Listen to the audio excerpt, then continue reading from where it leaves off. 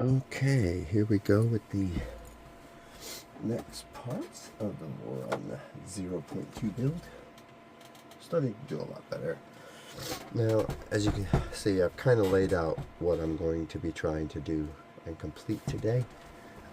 So, as you can see, we're going to be doing the motors, potentially the idlers, and if I'm still holding up well enough, we're going to move into at least one of the axes. So, got my tools. Let me get my PDF open. So, yep, this is going to be the AB drives. There we go. And let's go ahead and, I guess, get started. So, with this, go ahead and get my first one here. I've kind of got that just put together where I needed it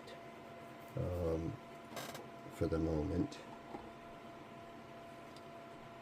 There's some heat inserts that I need to do, but I need to take these back out so that I can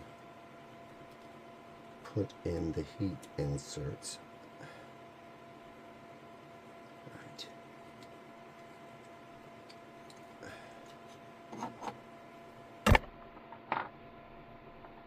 Set that there.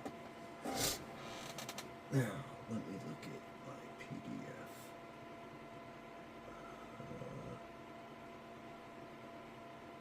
So I'm going to need 3 brass inserts.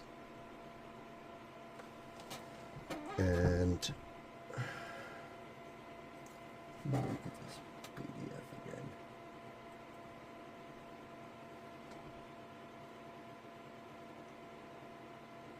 Yeah, so that's this way. Might as well get both of them done while I'm here.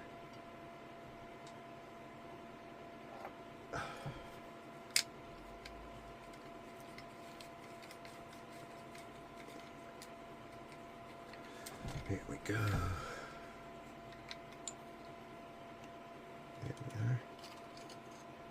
And I'll just set that over there. That's for that one. This is for this one. And just so I don't get them mixed up. Put that over there. Yep. Of course I have to drop something every single time, don't I? Got to give people entertainment, I suppose. There we go. Okay, so we're going to get our heat insert tool out. And I need the tip from my little heat insert kit for the M3. I think if I remember correctly, that might be, that's the next one up from that. So that will be this one. Got it. This is for my little Mintian kit, which I got on Amazon. Very, very useful. I've already got the adapter to my soldering iron in it. So let's plug this in.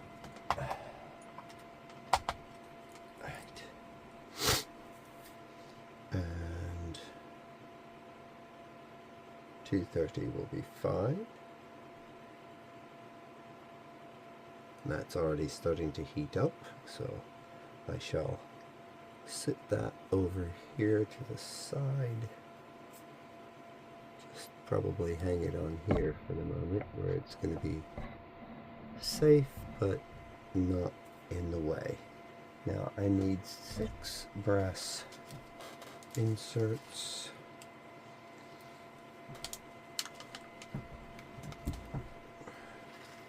Oop. 1, 2, 3, not that many. 1, 2, 3, 4, 5, 6. There we go. Now, these two outer ones, so this one and this one, the PDF suggests that you need to get those to go below the surface instead of right to it. So it needs to go right down to the edge of that hole down in there. So point of interest. There's that.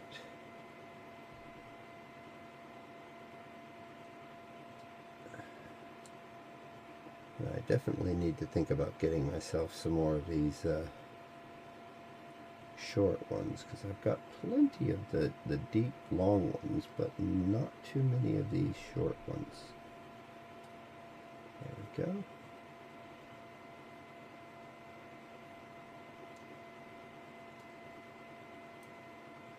Okay, so this should now be hot enough.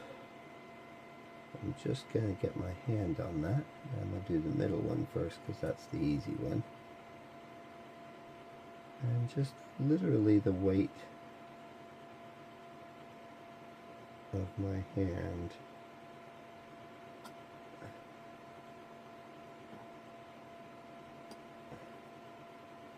that's perfect.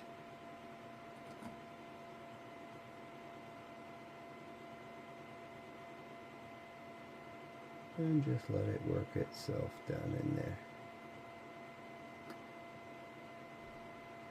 Now this one, they said it needs to go down a little bit further, like that.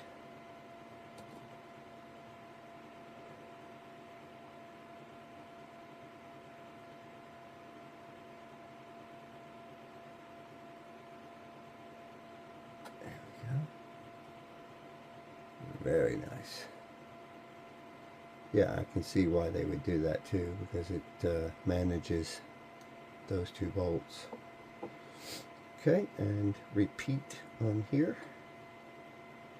So let's do the middle one first.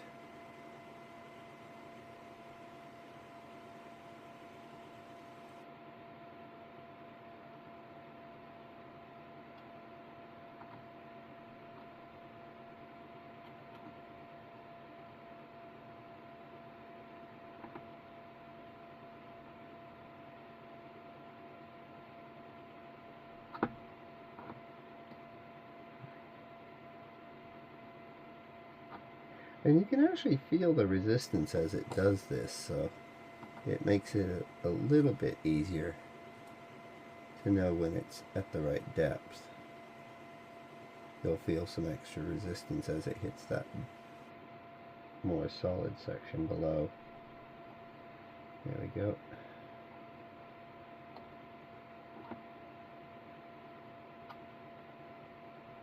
Nice and smooth, all done with that.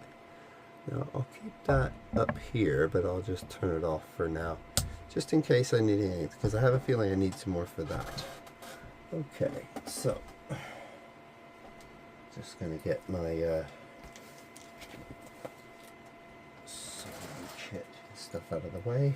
Yes, I have my morning breakfast drink. A little bit of extra energy for the day.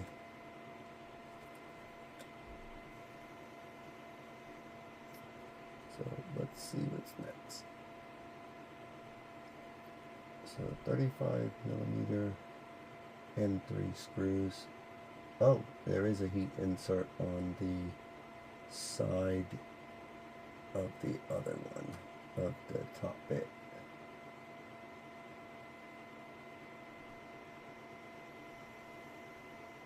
So I need 2 more heat inserts. And to turn this back on. I had a feeling there was going to be something like this. Yep, so there. Now, how far does that go in? It's only just. So you don't want to push it too far, it'll end up in this cavity.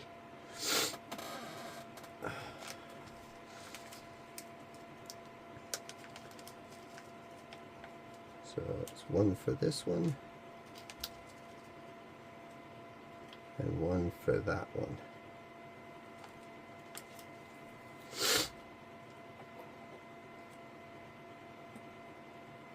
So now you can see why they have different sizes. This is a short one.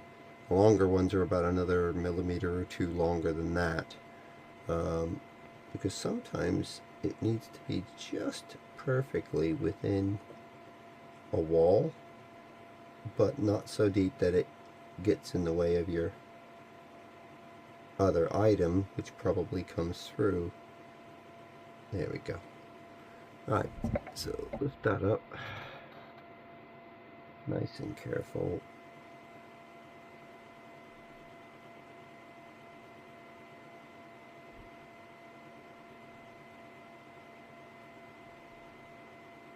And if you don't overheat these, if you get a variable temperature soldering iron for this, and then set your temperature reasonable for the material that you're using. So with being ABS, most people will find ABS printing temperatures anywhere from around 250, 260 in some cases, depending on whether it's carbon fiber or not. But 230 is just about right to let it start just pushing in, but without overly melting, because you don't want to heat it to the point where it literally is melting drastically through the product. You just want it to melt itself in so those little teeth grab, and it doesn't take much for it to do that. As you can see, there we go. And just a final little tiny push, and there we go. Nice and flush. And let's look on the inside, and I don't know if you'll be able to see that, but it's just at the edge of the little inside of the printed part. So that worked out really nicely. There we go. Okay, turn the lovely soldering iron back off so it starts to cool down. And I believe M335. That will be these. Looking at PDF, I need to put. Oh, okay, right. So you kind of make it a little bit easier on yourself by doing these bits first, because it's going to be coming down on it like that. All right, so let's do that. So I need 2 M335 button head screws. For each. There's that.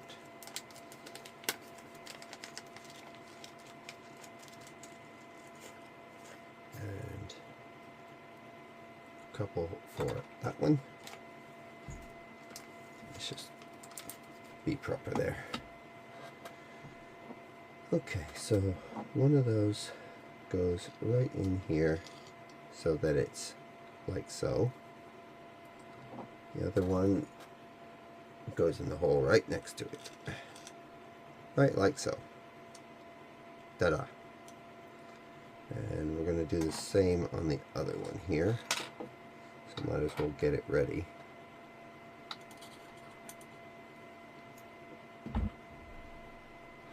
Let's just put that over there out of the way for a moment.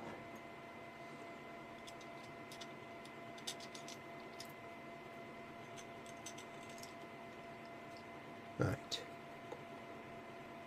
And this is where we have shim.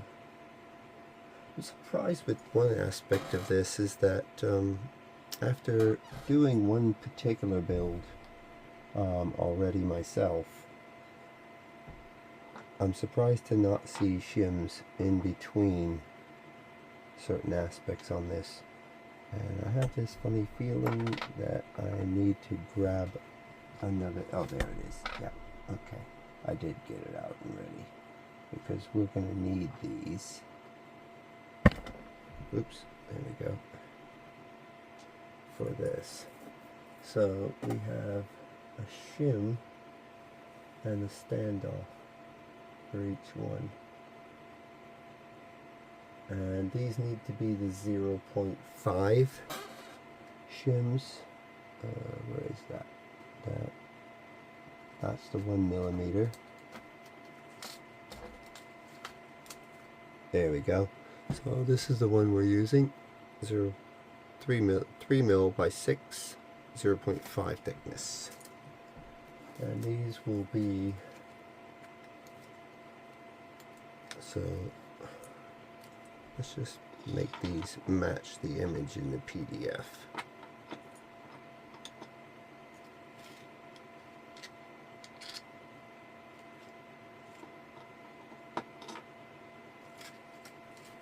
Okay, so we start with a shim. These are really tiny and really thin, and we're definitely not going to need that many of them. Definitely don't want to lose any of these.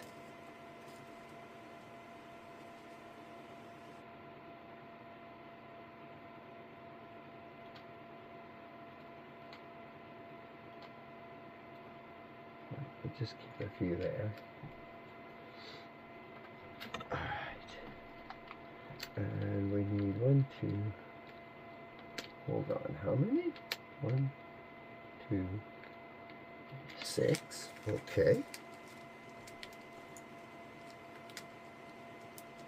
2 sets? It's strange, okay, but hey, that's how it is. Must be something extra I'm not thinking of. Oh, mind you, yeah, decoupling makes sense, okay. 1, 2, 3, 4, 5. Do these one at a time. But I'm used to seeing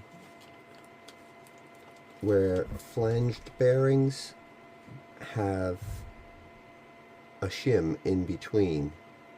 So I'm actually kind of surprised not to see one listed. But this is the official Voron build guide, so that is what I shall follow. So I need a shim, or as some might just say, it's a washer.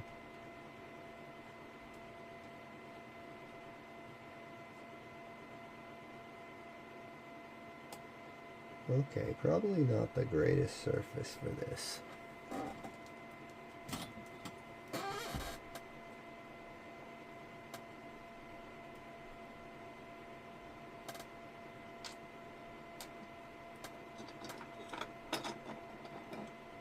This is going to prove very interesting. I can see this already.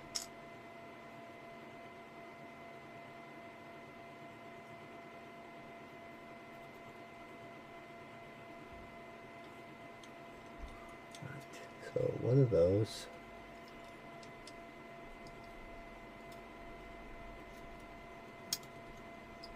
I'll just do like that, and then bearing. Okay, I stand corrected. That does actually feel pretty good. And 2 more of these,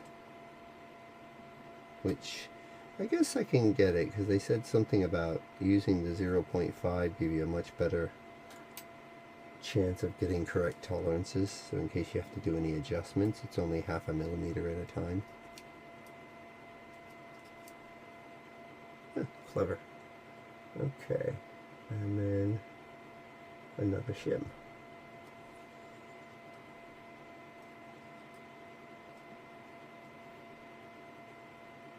Only a single on top.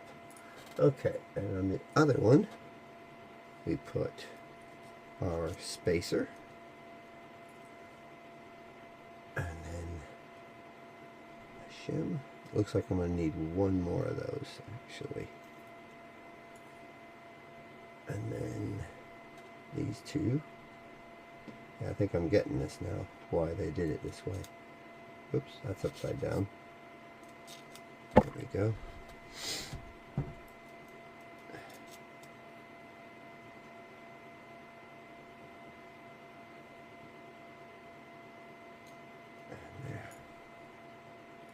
Actually, I ended up with one extra. Haha!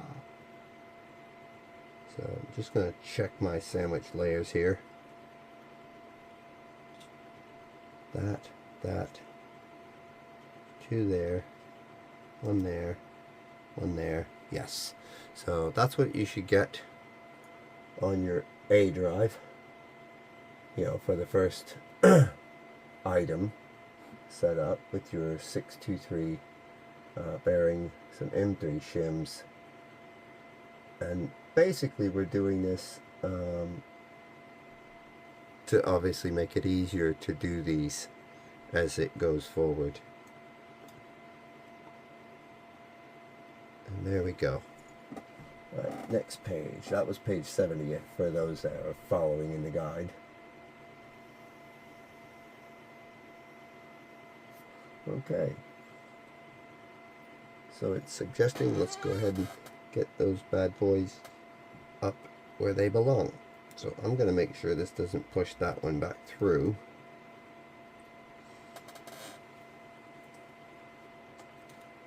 And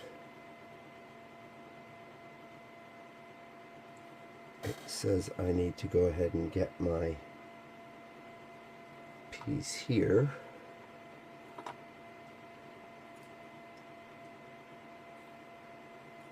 Is that the right? Hold on.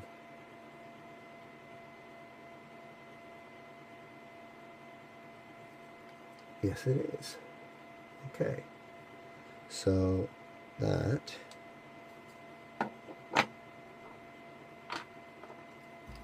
And these are cleverly marked. This is the A.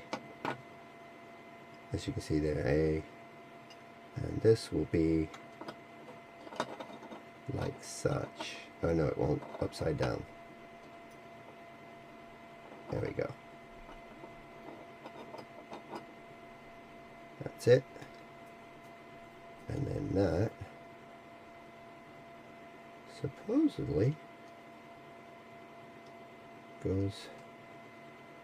So why did they do that if they were doing? Interesting.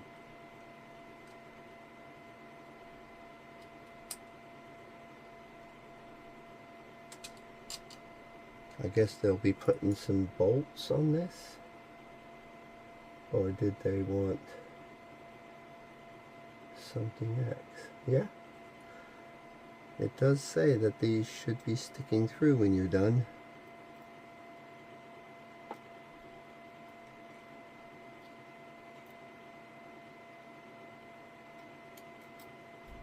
Just gonna look at that. And sure enough, it looks like the image in the PDF. Okay. Now I might be doing this right after all. Haha. I'm going to set that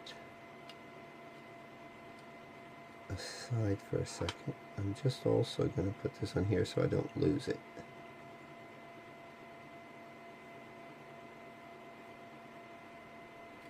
There we go. That's better. And now I can just set this like that to the side and get ready to repeat this again. Okay. So, okay, there's my 2 bolts. So I need 6 of these. Gee, maybe I might come up with something like that for Frank. Because I like the concept that it partially decouples the motor from direct major tension on it, which can help with the safety of the bearings in the motor, because over time those will wear, obviously. And Frank is kind of a custom thing. It's every time I get an idea of how to do something a little bit different on him, I'll look to implement it. So let's get a bunch of these again.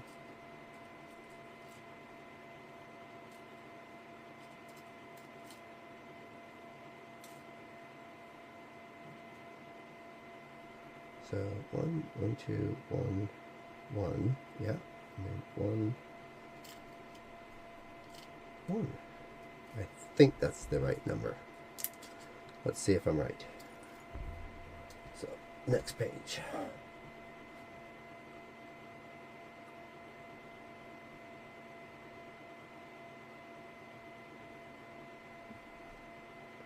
Oh, looks like they're going to have us. I'm just going to go ahead and jump a few pages just to prep these, just to get them done and out of the way. But they would have you do each one by itself, and so I'm going to go back and do this in that regard. So again, this bit, they actually have us in the guide. They actually do this ahead of time. So this goes in here like so. Set that on there so we don't lose it. So that's our B drive. It's funny because the last time I remember using A and B is the, with the word drive after it, we were talking about floppy disks. And yeah, that's me showing my age. Okay, so let's really should put this monitor closer. Okay, so the bigger stack is again over the pillar, and this time the smaller stack starts slightly different because of it being the opposite belt motor. So in this case, we start here with washer or shim, bearing,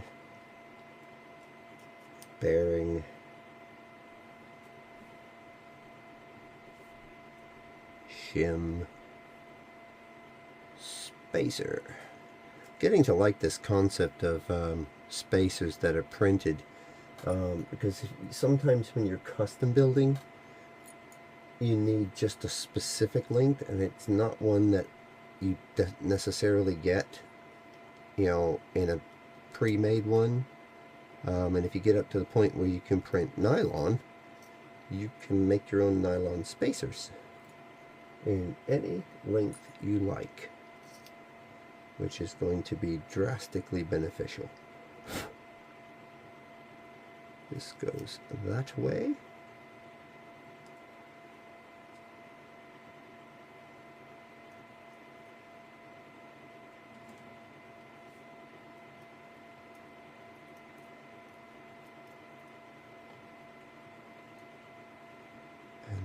These little bad boys.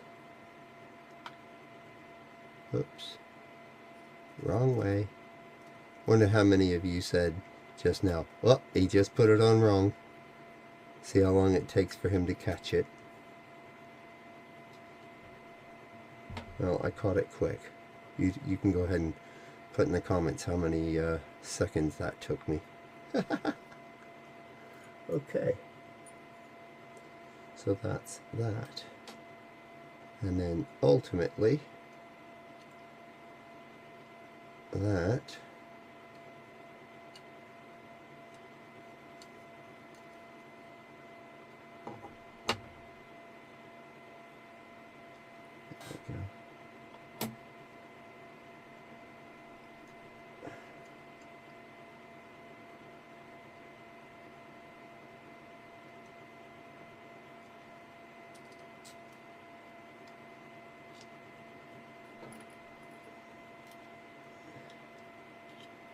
and there we have some AB motor assemblies, which is very nice. Now, and it looks like I have one too many shims taken out, so hey ho, let's do like that just to make sure. Now, put this little extra bad boy away. I actually wonder if they count these every time. Some companies do, but I noticed that even though they say, oh, there's 60 of them, every once in a while you get one that you get like one extra, and you think, yeah, that's probably because of how thin they are. So it's quite a little challenge, I'm sure, for them. It's always a big thank you to those companies that do that. Yeah. Okay. So let's go back to our A drive. So we know this is B, that is A. Okay, so I need the M30, oh sorry, M330 button heads. So let's move this stuff out of the way. And I failed miserably to bring those out. Okay, so reaching over here into the magic box. This is how I do it, because if I need something, then I know it's either in the box or on the table. You know, and I need the 30mm M3s, so that's going to be a slightly larger bag. That's the 8mm. That's the 40mm.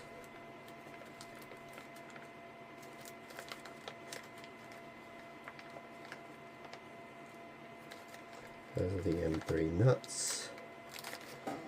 Let's go ahead and just put these over here on the side. There.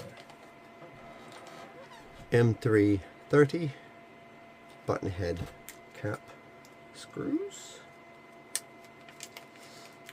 Because you also have your SCHC, which is your socket head. Now we're going to need 4 of these from the look of it, because it's 2 for each of the motor things. And I see what they're doing now. This is going to secure it. So we are probably done with the M3, so I'm going to put those back in here. I probably should have had little boxes that broke out M3, you know, from M2s. And these are on this end, and they basically through here. And now I see why they wanted you to sink in. The 2 that sink in are the 2 that are grabbing that.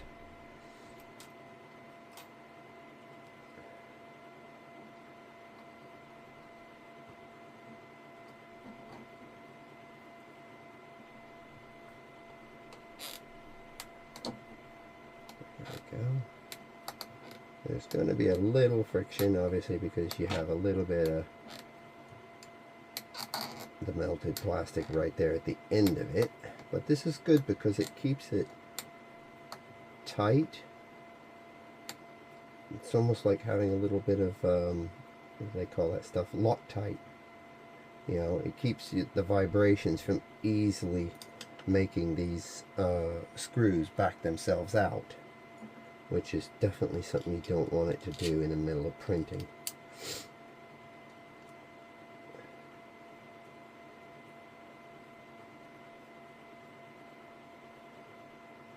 Not feeling like it's grinding, but it's just snug, if that makes sense.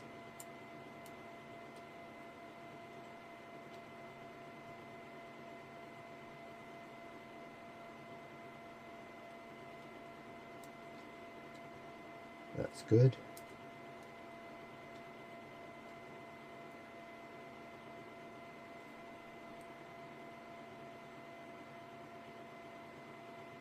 I think I'd like that right there where the tips of the screws do not protrude profusely below the bottom of the surface there. And that way it just about comes flush. And there's that. So that at least secures that aspect. And we'll probably have another one that goes through there, I'm guessing, at some point. But let's go ahead and get these in here. I know that there's probably somebody from Voron or somebody that has done this build saying, "Oh dude, what are you doing going out of order like this?" This is a mirror image process for this. So I figure if I get both of these in the order A and then B, but do them side by side, it's just working smarter, if that makes sense. Get them done, get them out of the way. Yes, I'm still giving my attention to detail, so I'm still getting just about the right tension, not too thick, not too thin there. There we go. Okay, there's our AB motors together. Just a quick swig of the breakfast Huel. Also helps with the quenching of thirstings. Definitely.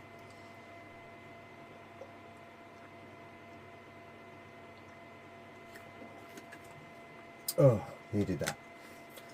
And it's banana flavor, so go ahead and make a minion joke now if you're going to. Now, very interesting little item,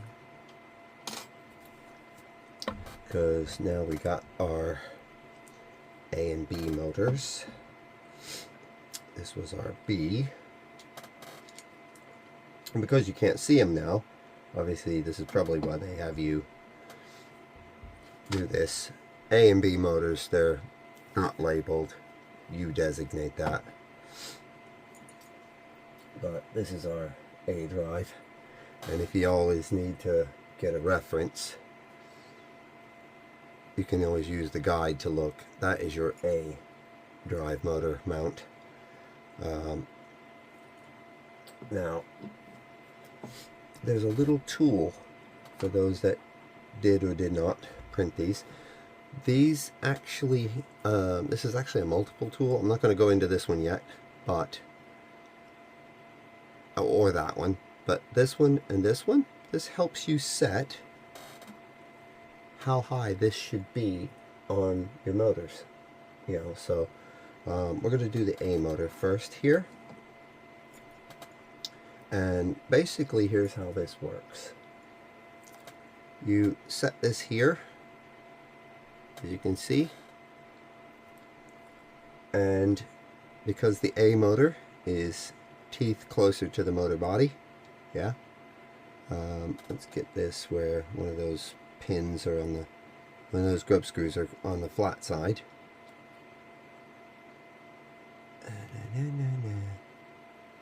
And what you want is this to be right like that.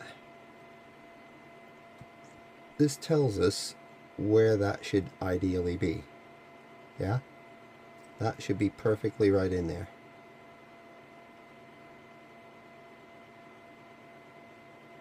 Okay?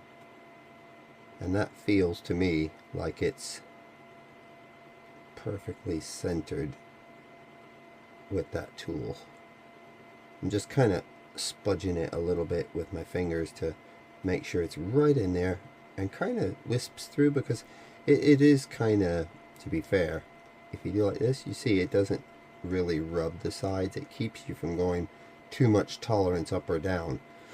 So for your spacing, it should be able to do like that and slide along the edge and be just about that height. Yeah, so that's where we want it, and that's where we're going to lock it down. So we grab our tool here, and I'm going to lock that down on that side. There we go. That much. It's kind of like turning it into a torque wrench, so you don't over tighten it. Ultimately, because this is aluminium, that grub screw I guarantee you is steel. It could easily strip that out, and then you have a problem. But you also don't want it too loose either. You just want it to bite in. Now we'll just double check that is still where it's supposed to be. Yeah. Perfect. Absolute perfect. Okay, so that's that motor done. Now we get our other motor. And in this case, use the opposite side. So we'll be using that way.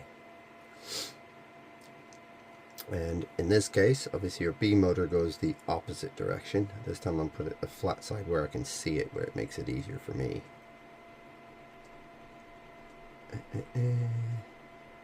I always wondered why they didn't make these keyed, even with the extra grub screws to lock it in place. It would have made much more sense. I mean, I know it's harder tooling it that way, but still, I personally think it would have been a good idea. Just adds to the strength of that particular gear point. Right. Now let me just slightly run that grub screw in so that doesn't turn. I want it to still slide up and down, but I don't want it to turn.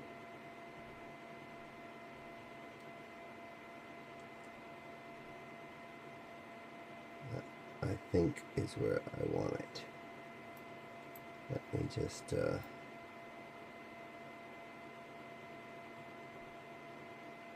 tighten that down a little. There we go. Let's see if that feels right. No, I just need to budge it just a little bit up.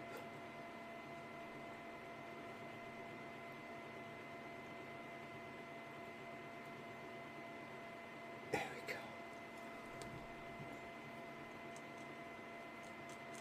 That's better.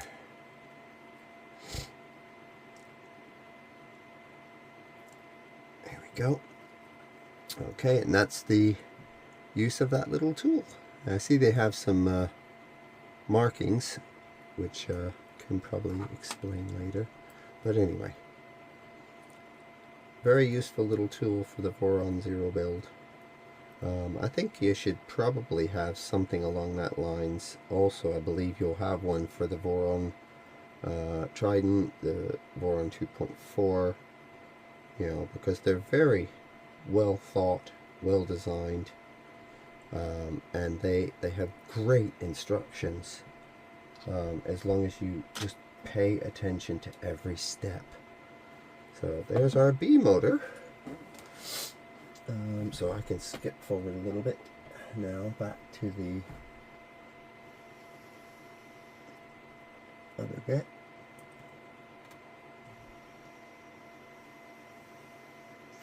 And now we can do the mounting of the motors. So we need some M3 35s, and we need 4 of them, so that means we need a total of 8. And we also need some of our 1mm M3 washers. Yeah, so let's put some together here like this.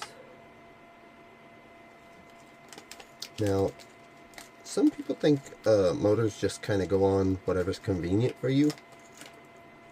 Now, unless you're going to change your wiring management yourself outside of what they recommend, there is a specific direction that you want these wires coming out.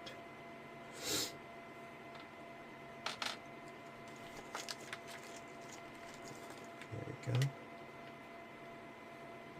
This has me curious because I can see a thing here and I'm wondering, oh, how good of a guess was that? I must have like psychic powers. They even labeled it which one's B and which one is A. I hadn't even thought of that, but you believe it or not, you could actually use these in either direction. So we need, there's our 8 things, and we need now 8 of these. So one, see if we can get better than that. Now this one I think they did give you just enough for the circumstance, which is fair play. These are a lot thicker. These are the more typical M3 washers that you get, or M3 shims that you would get in like your parts kits that you can buy. Let me just make sure how many I got of what. Because there's supposed to be 10 of these. And I thought I just grabbed 2 at a time on one of these, and it does not appear to be. It's not going to be a big deal. Oh, yeah, there is 2 extra, I think. No, there's actually 1 missing. So there's actually 9 in there. So I might end up at some point having to make up 1 myself, which is a bit disappointing. But hey-ho, I've got plenty of those. I'll just have to dig them out. So that's 8. Yeah, and that being the first time I've opened that, it was supposed to be 10 pieces. Sadly, there was only 9 in the thing. Okay, right. Lesson learned. Right, so with the A motor, we're going to get this here, like so. And as I was mentioning before, the wires, they need to be facing your tension adjuster here, yeah? So that needs to be like that, okay? If you don't, you will probably have a problem later on. And then basically, these will get you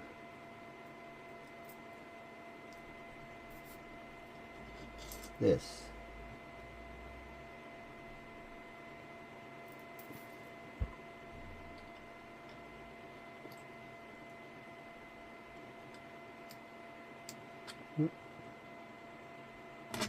There we go. 2, 3. Maybe I'm an idiot. Nope. There is a 4th one here, and I'm just having bad eyes moment. I bet you all just sat there saying, "You're an idiot."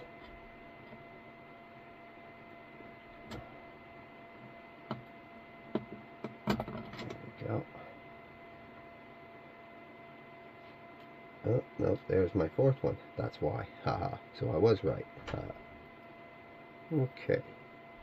Now, with this,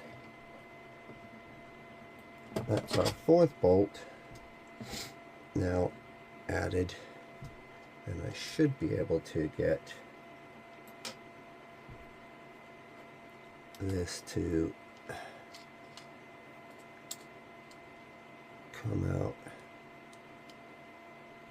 It seems to me that I had a little bit of shrinkage there that probably could have been overcome, but let's go ahead and line that one up, which will help me with the other bunch. Yeah, that's grabbing now.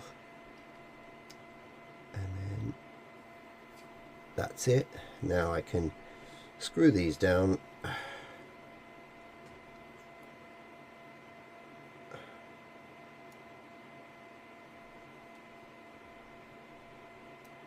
So that they're at least holding the motor.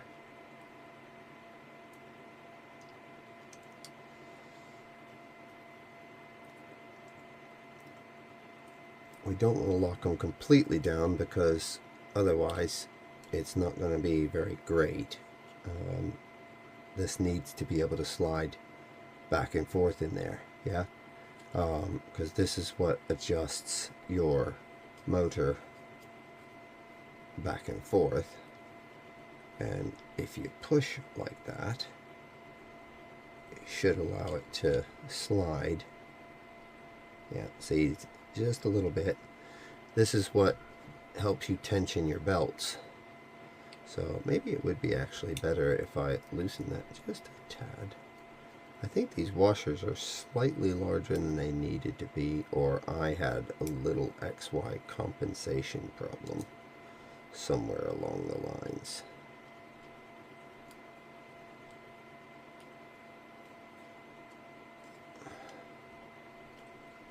There we go. I'm just going to push that inward actually. That's it. That's where I want it. Right there. because that way when I go to tension the belts, that will make my life 200 times easier. There we go. And I see how that works, yeah, because the belt would come in and around there, and that's just a catch idler. Very clever. Okay, so there's our A motor. Now let's do the B.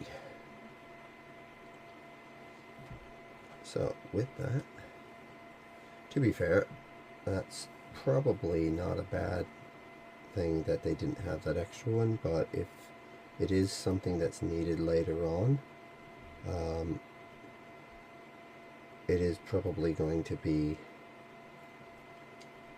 something they need to put in attention to, if that makes sense. Because if you need a specific number of these items, then you just need them, for lack of any kind of sensible wording. There we go. That's one. Oh, come here, you. That one there. Yeah, I can tell there was a little... It's funny because these fit perfectly, but these, I think the washers were slightly larger than they needed to be. But to a degree, this is not bad, because like I said, once you tighten them down, it'll lock them in place. And that will keep your motors from causing loss of belt tension as well.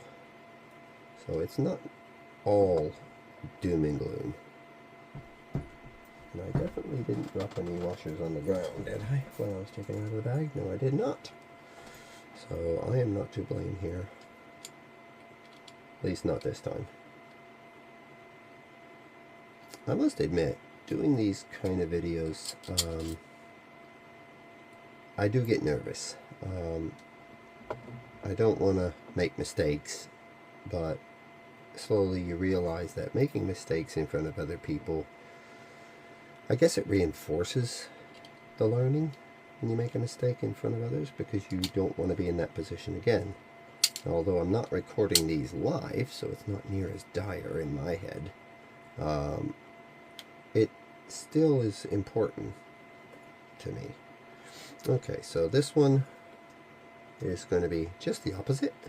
So wire faces the knob for the tension, and this sits on there.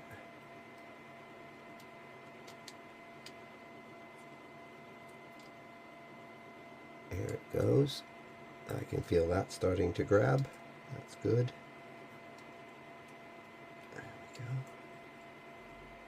There we go. There we go. And there we go. Now I can just turn that until it's about there.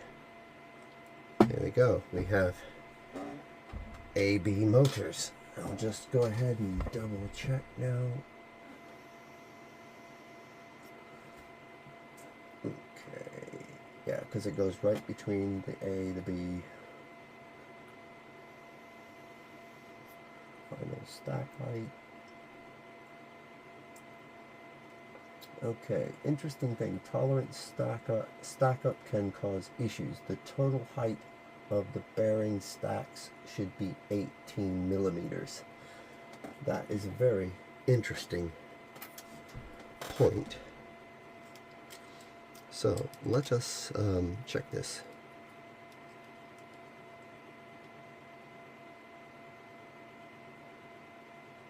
And that is exactly 18 millimeters. I am really pleased about that.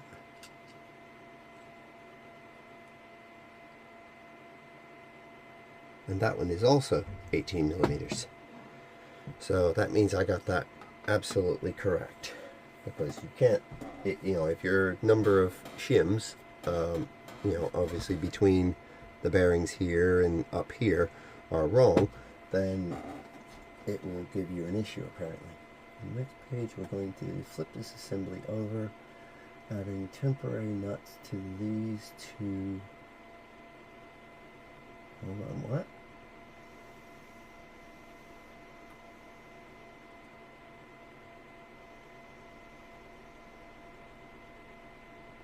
Oh, I see what they're talking about.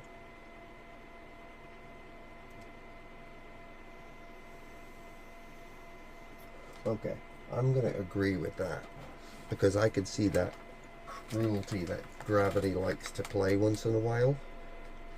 See, right now gravity's playing nice, but if I have to flip this over at any point, do you know what? I don't think I need to. Yes, I do. Don't question the wisdom of Voron.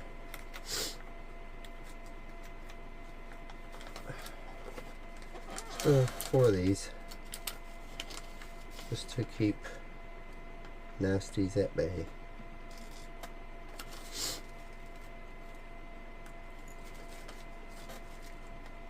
They probably meant for while we were doing the building of this, which, as you saw, I was using my finger and the thing, but in the meantime, just a couple of M3 nuts on the end of those. We'll just keep them where they want. I have a feeling I know what these are going to be used for, and it's going to be these little bad boys that it holds on to, I suspect.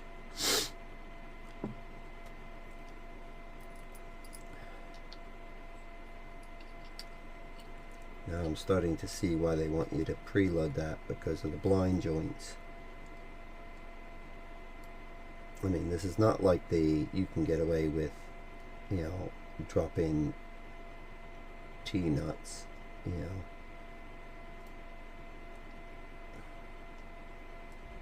And gravity is not always a very friendly thing.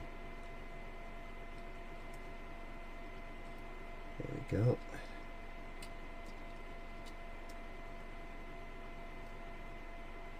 What's that phrase that Kilowog said in the Green Lantern live action? Sorry, Ryan Reynolds, if you're watching. You know, the bigger they are, the faster they burn. Just reminding you of that. Okay. Sorry about that again, Ryan Reynolds. Okay, that's all been done.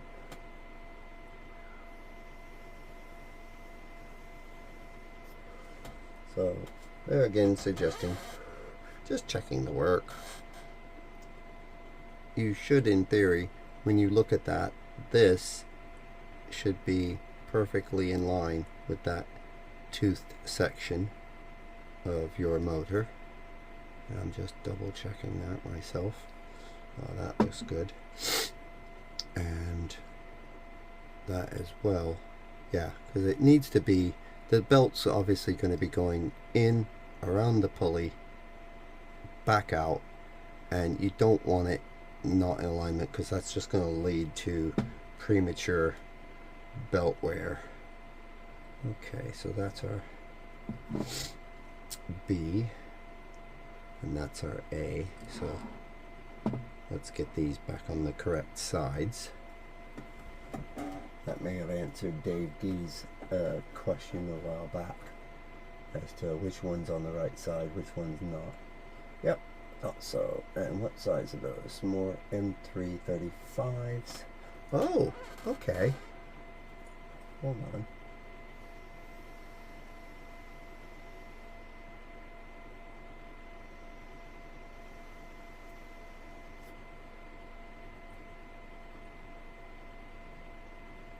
I'm just looking at the page 81 now.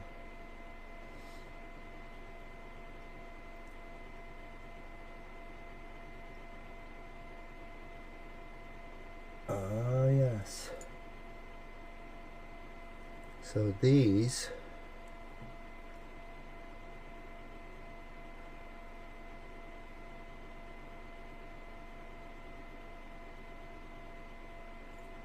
hold on. That looks like they're adding something.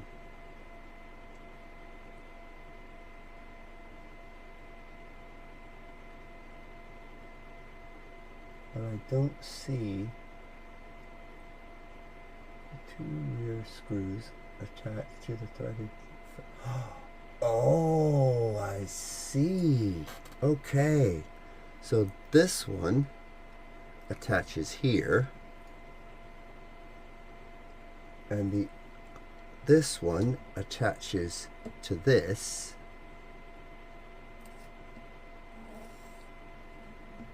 and I suspect we're going to have something here on each side. That is clever spacing. That is really clever. So B goes on the left, A goes on the right. Secure the drive units to the two rear screws attached to the threaded frame ends, and the two forward screws attached to the preload nuts. Don't forget to remove the temporary M3 nuts if you installed them earlier. Right. Right, okay. That is really clever. Now I understand. It's neat because you suddenly get the revelations as to how things go into place. And that will go like that. And that means this one,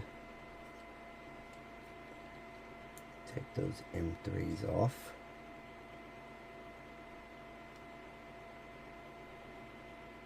And I'll put those back in the bag shortly, because they're no longer needed for this.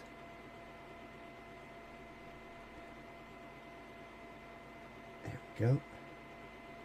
Right, so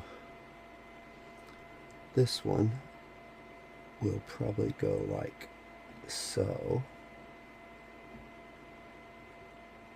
about there.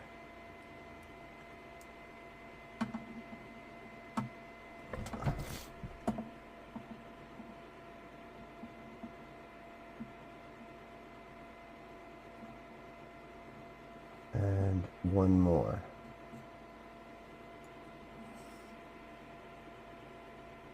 In it. Or is it? Hold on. Let me just get my Allen wrench here. Yes. This one will go here. This one will go there. That one goes there. This one will go there.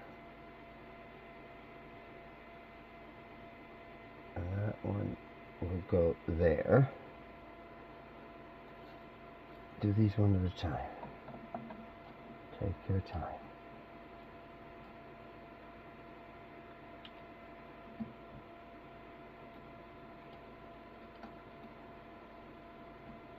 I just need to line that one up.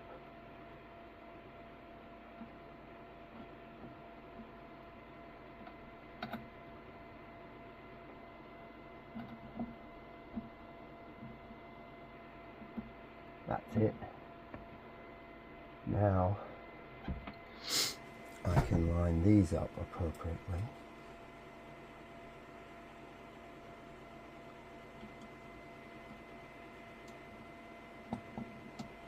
Oop. Ooh, that's a tight one.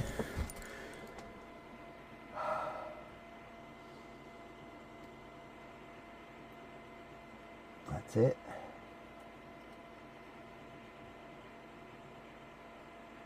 And there. Right. I think I've got them all lined up. So I need some more of the M335s. So let's get these M3 nuts put away.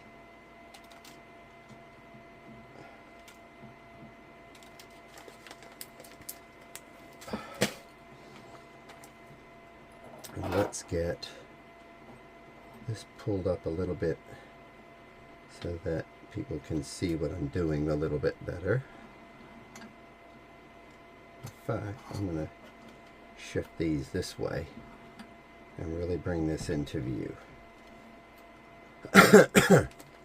So we have these can get out of the way. And now I see what each of these are going to be for, because this will be for the idlers at the front. And I need 4 of these. Right. Now this goes in there. That goes in there. That goes in there. And that goes in there.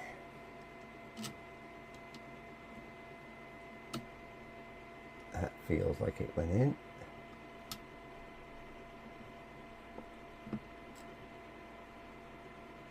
Question is, did it? No.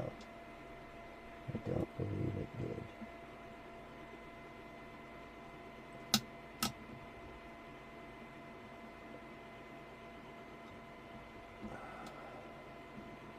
Nope.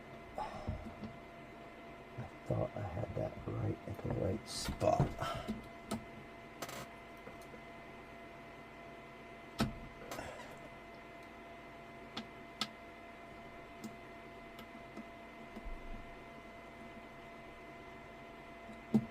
That's it. That's it.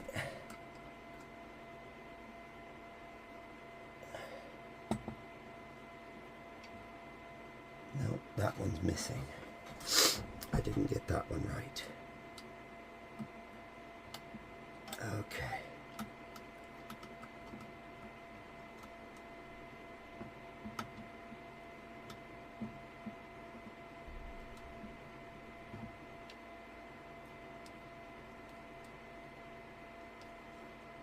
Let's just go ahead and carefully lift these out so that I can align that. This one goes there. This one, probably could have measured that and got it that way.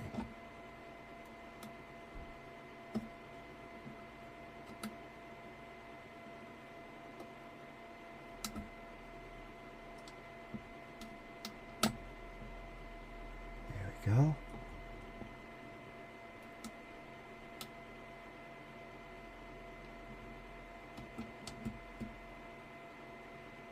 Feels right. Yeah, now it's tightening down. That one I missed on. Darn it. Not by much though from the feel of it.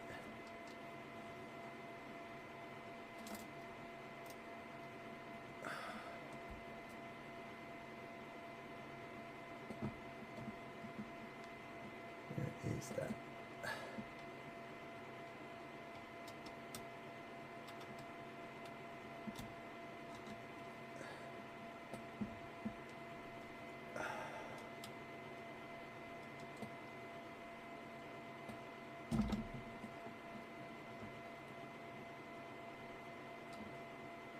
This is one of the ones you can't just put it out there as per se.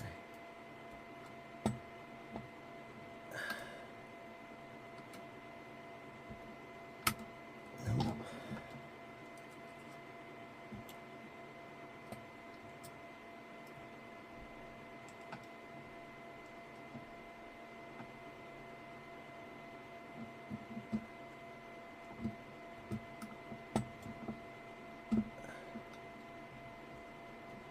All right.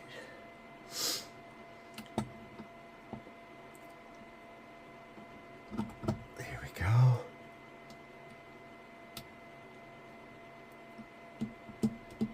Yeah, that's better. There we go. That's it.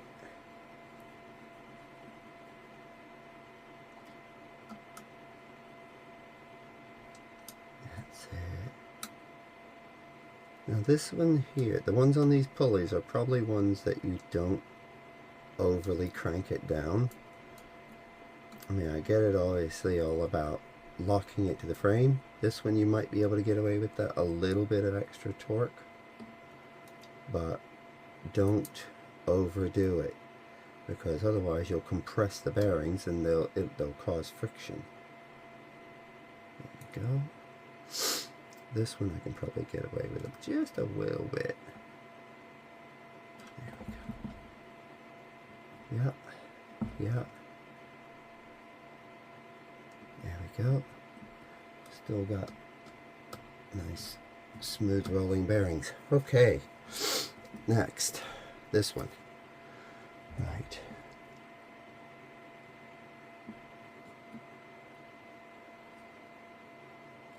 That's definitely gripping. Yeah.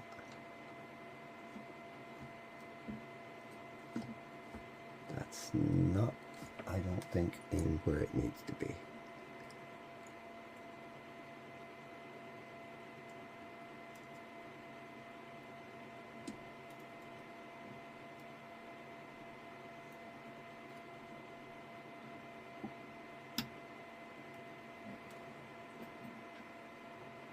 Here's my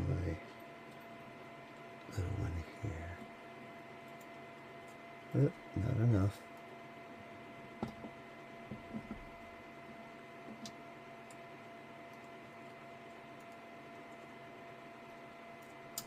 Oh, darn it. Hate when that happens.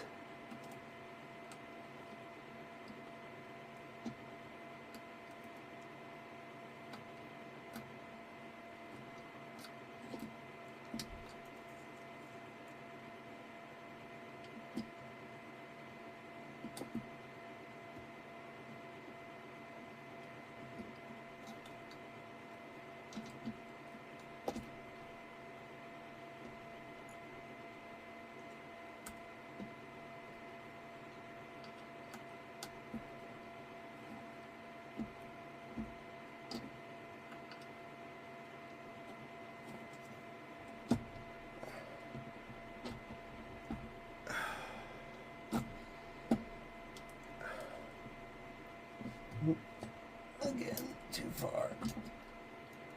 Oh no, it isn't. Hold on. I think I got it. Yeah. Now. Ah, no, I knocked the other one. Idiot.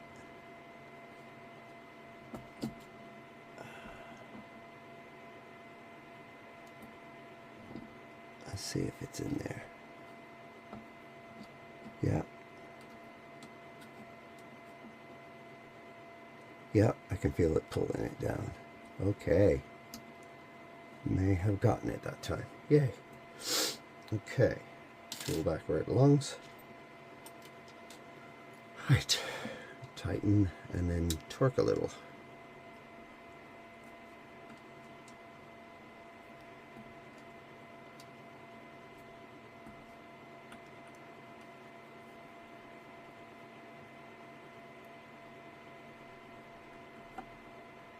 That should have been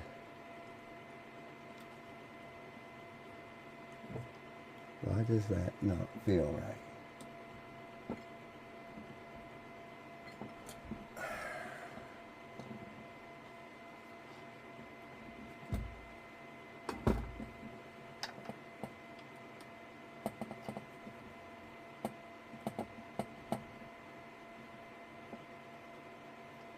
What's going on?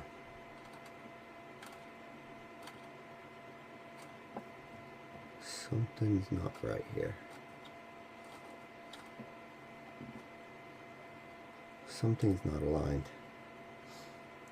Hold on. Loosen. Loosen.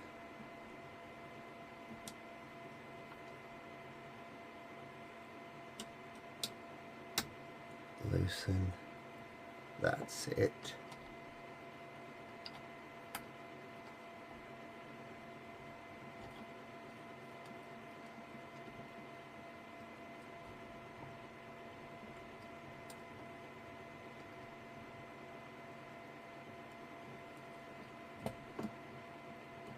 Okay, what's going on there? Carefully undo this.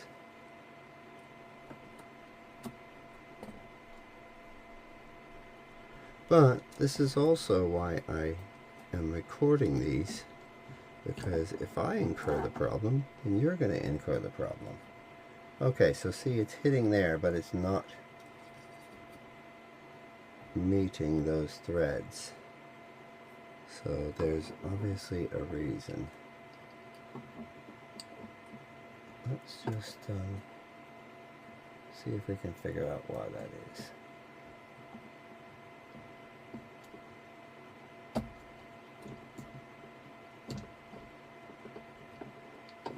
What is going on there? Hold on. Don't tell me that one's upside down. Hold on a second. I have a weird feeling that that is the reason. No, that one's threaded. Okay, so why is that not lining up? Let's see if we can figure that one out. Maybe it's me just being not very steady-handed at the moment.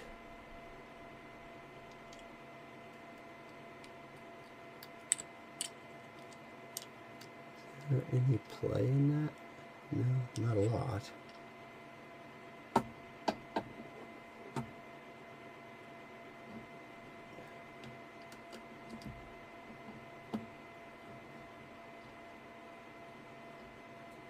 Okay.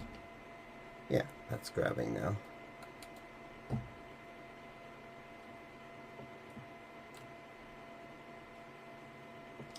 That's grabbed.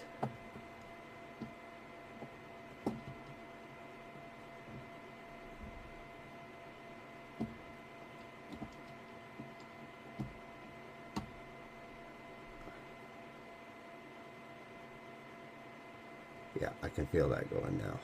There we go. Yes. That's a lot better.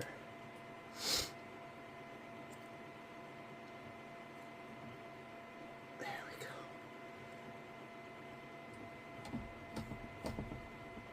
As long as I'm not causing friction, it's a good thing. Now, this gets tightened down now.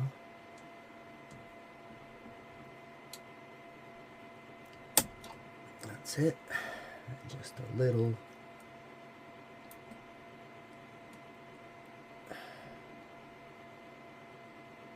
Yeah, that'll do. Yeah. Okay.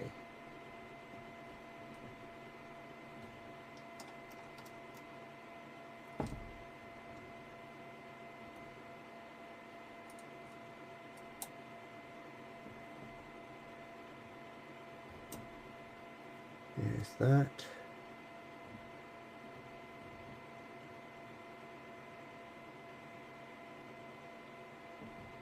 And there we go. Right, AB motors are now officially installed. Brilliant. And I can see here, obviously, as you get these to go this way, it tightens the belts. So these are literally just idlers. Okay, let's wake the PC up again.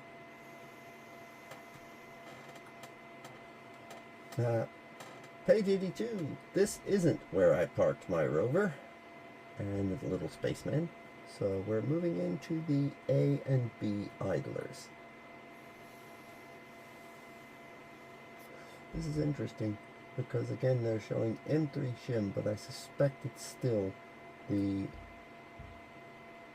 ones that are 0.5 millimeter.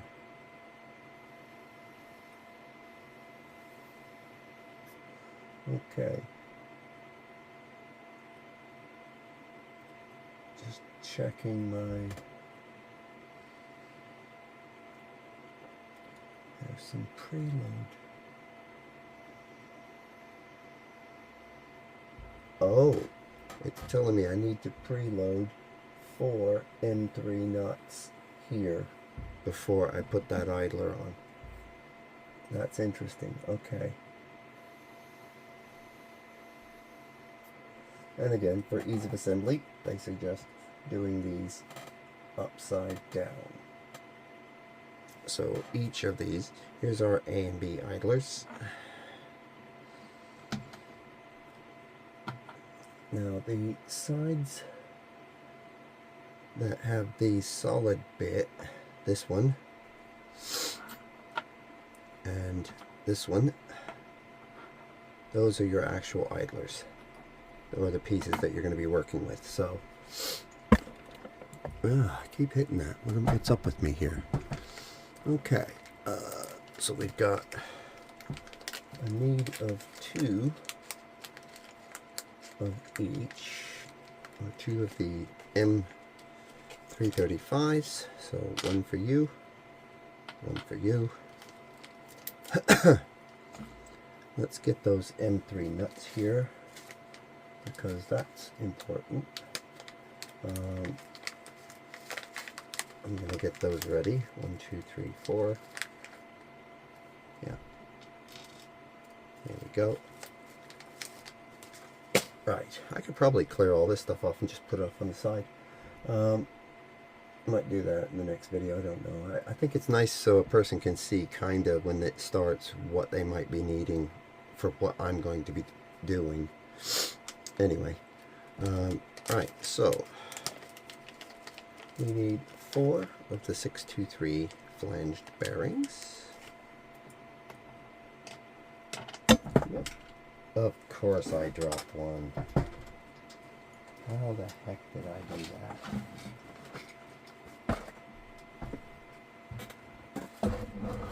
You know, I knew I was going to drop at least one item today and not immediately find it. And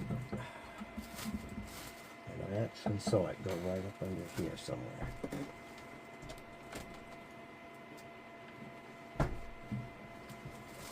And because of what that is, it's not something I can just ignore.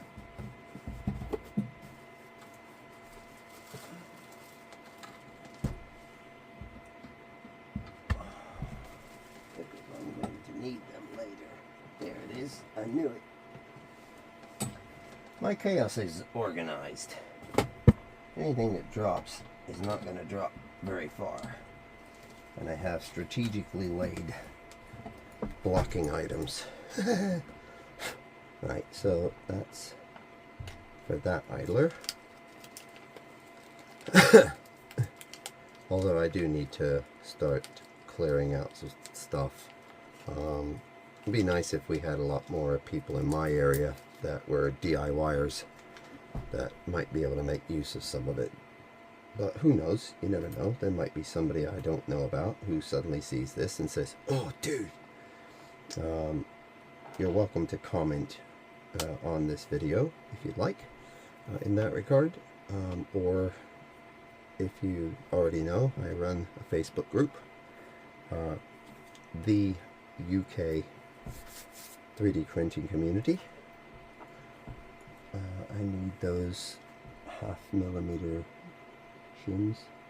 Actually, it doesn't specify to target the half, so I'm wondering, that's would be a good question mark item, but because of the tolerances and the fact that they said on the first ones to use this, I'm a bit more cautious to think that maybe using these might be more advantageous.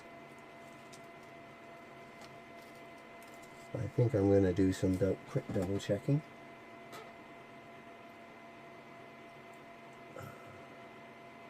On something.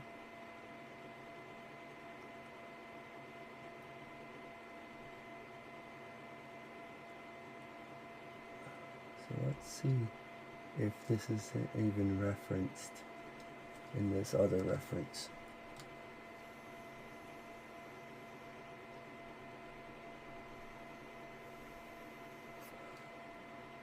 Just gonna do it. Sorry for the wait, folks.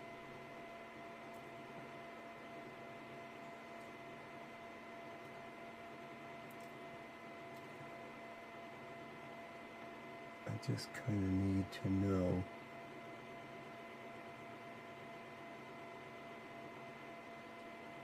in the other reference that I'm using whether or not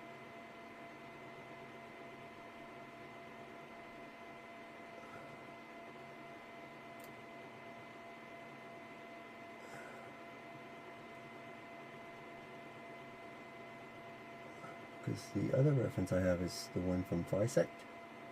It's their build video, but because their initial GitHub says, you know, follow the Voron guide, then obviously I want to follow that as much as I can, because that's what most other people will be doing.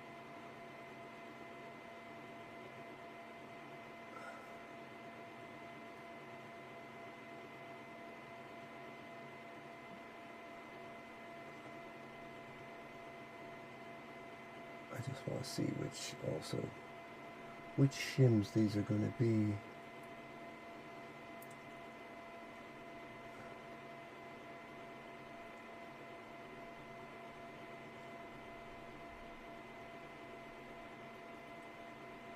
Those are the screws.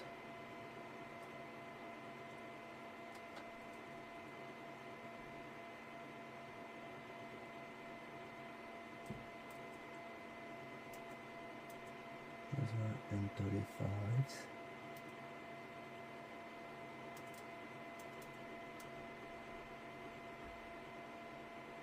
Yeah, see, they're not specifying the thin ones.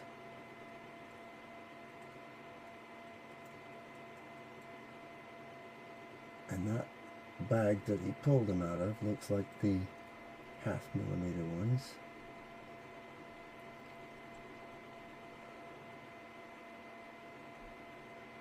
Which is bugging me, because those motor mount ones I suspected should have been using those at the same point, if that's the case, unless they've changed them later for that reason.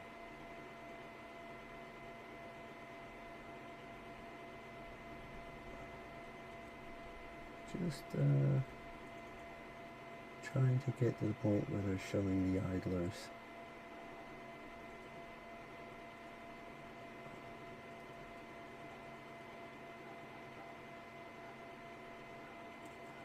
There's that.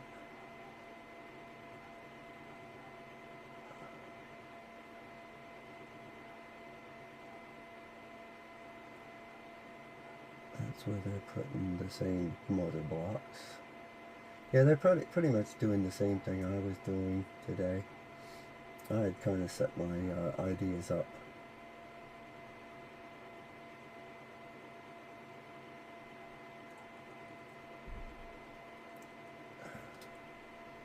Where are those idlers? Okay, so he's showing that.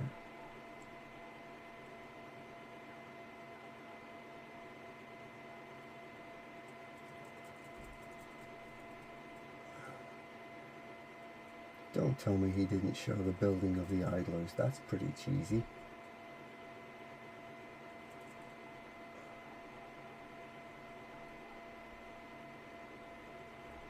Hold on. Going forward, there we go. Show me the building of the... There we go. That's what I needed. So, idlers, locks. M335s, and I need to know which shims it is.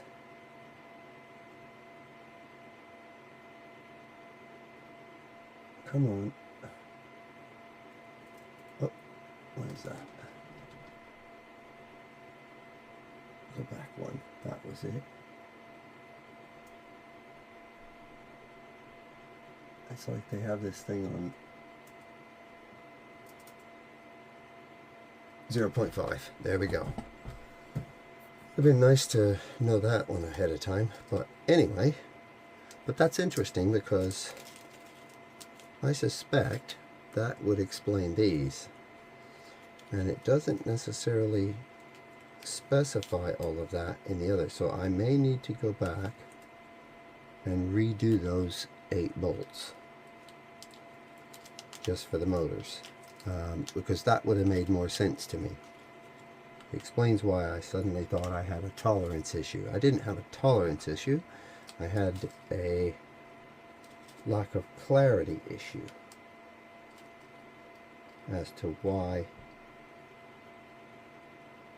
specific ones were not in play. So I'm going to set some extras aside just for that. Because in the Voron instructions, when they say, hey, use these, that's great. But when you have a set that has both, I think the manual should kind of give you some clarity on that. So that's just my little 2p worth. There we go.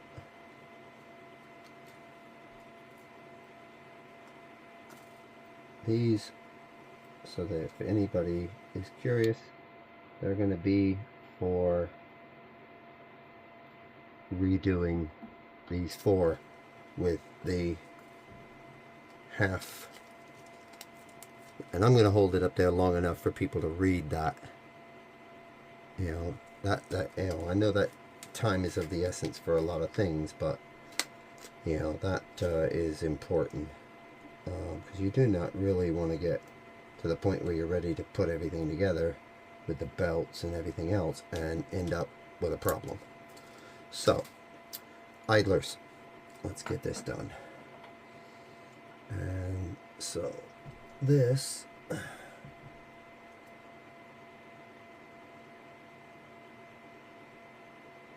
was kind of right on that.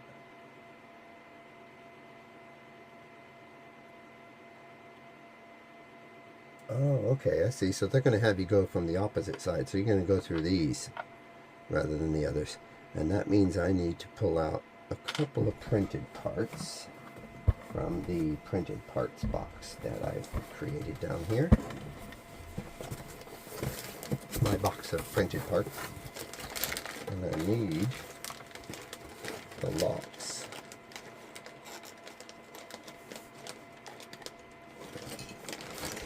And those are your idler locks. Yeah. Now I did those, so I'm pretty sure I have another set here somewhere that are of the original. But because I wanted these in an accent and I wanted it to be more obvious, just as a point, these are a community modded version of these, I believe. These are the ones I did. So for now, I'm going to put these aside, but these are the ones in the STLs.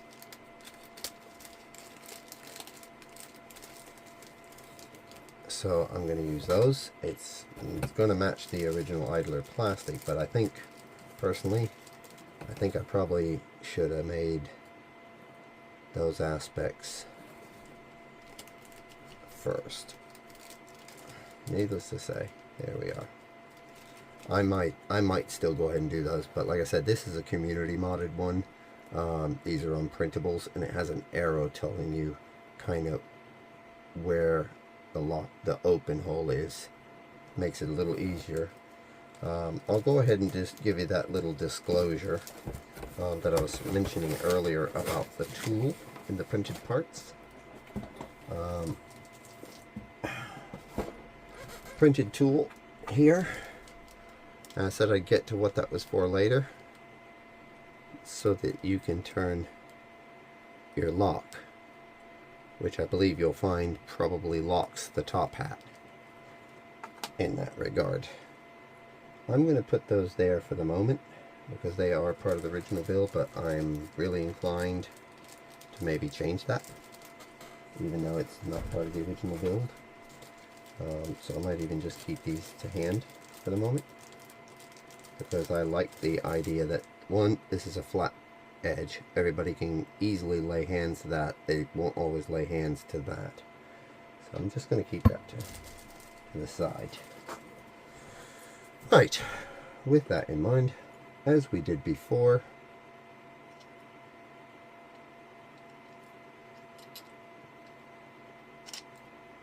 from the top, and from the top,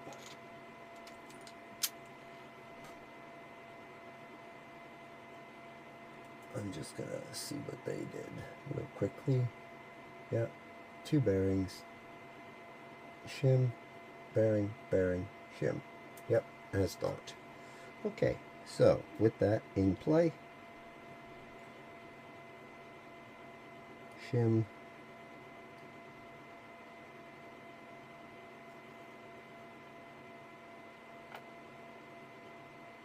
bearing. I had a feeling it was going to be something like this though, because when you use one set of spacers, you know, or shims, you don't want to end up with ones that are of a different size. It will throw your alignment off. You know, and as much as you think, oh well, this one needs to be 2 millimeters higher. No, it doesn't. Not if you want your belt to be in a perfect parallel line with your frame. Because if you put the belt higher at one point or lower at one point, it's going to be diagonal, and it's going to end up rubbing at some point. And I believe this is how that goes. Yep. That will go like that. Now, with this one, let's go ahead and switch back over to my PDF now that I know what's going on.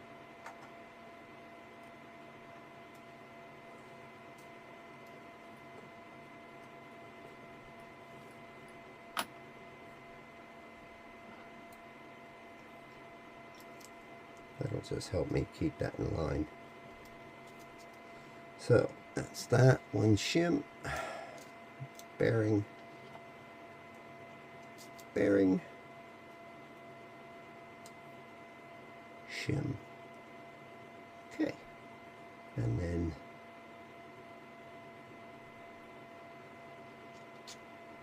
that kind of tells you why that is, if that makes sense. There we go. And that will be there, I believe.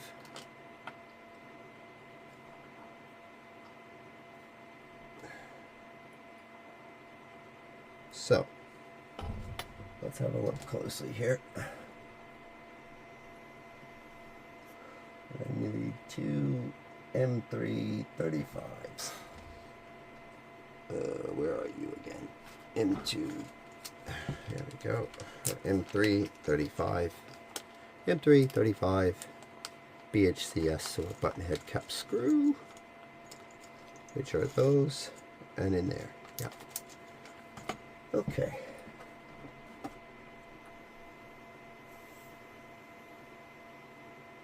Okay, so this is where we need to put. Now that's very interesting, actually. Oh, I see. Yeah. Okay, I got it now. Now it does say you need to preload 4 M3 nuts. And so we can see what we're preloading. M3 nut. 1, 2,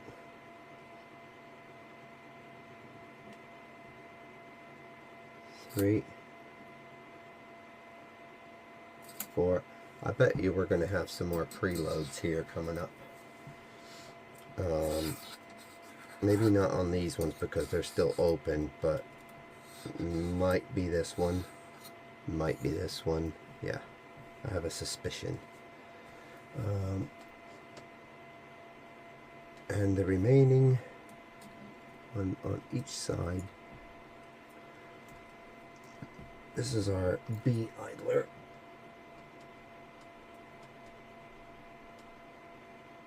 And that's where that goes. And I do need 2 more of these. Or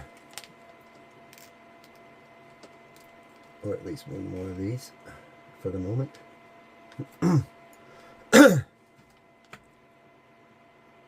Because that goes through here. And there it is. Now, let's see if I can be intelligent this time and line that up.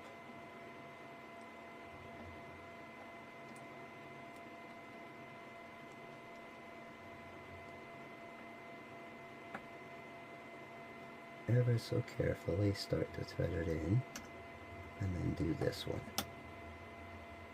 Because once I know I have that one gripping, the other one's already in. And there we go.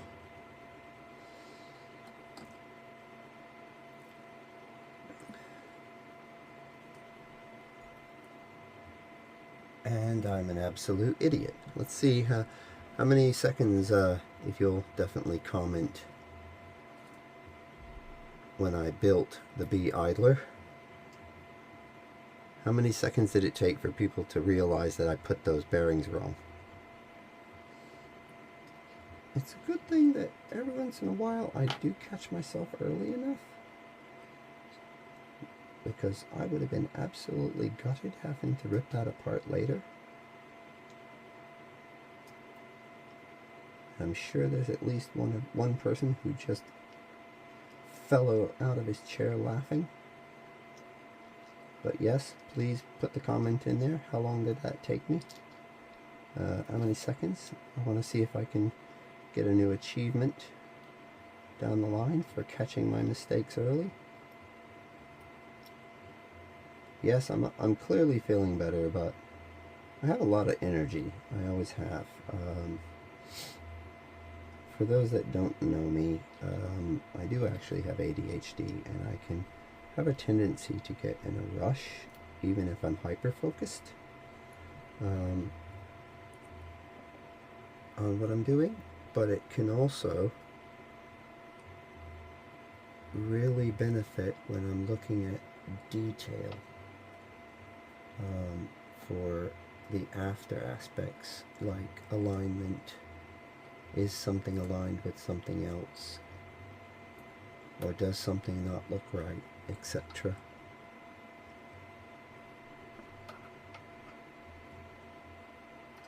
There we go. It's just like right now. There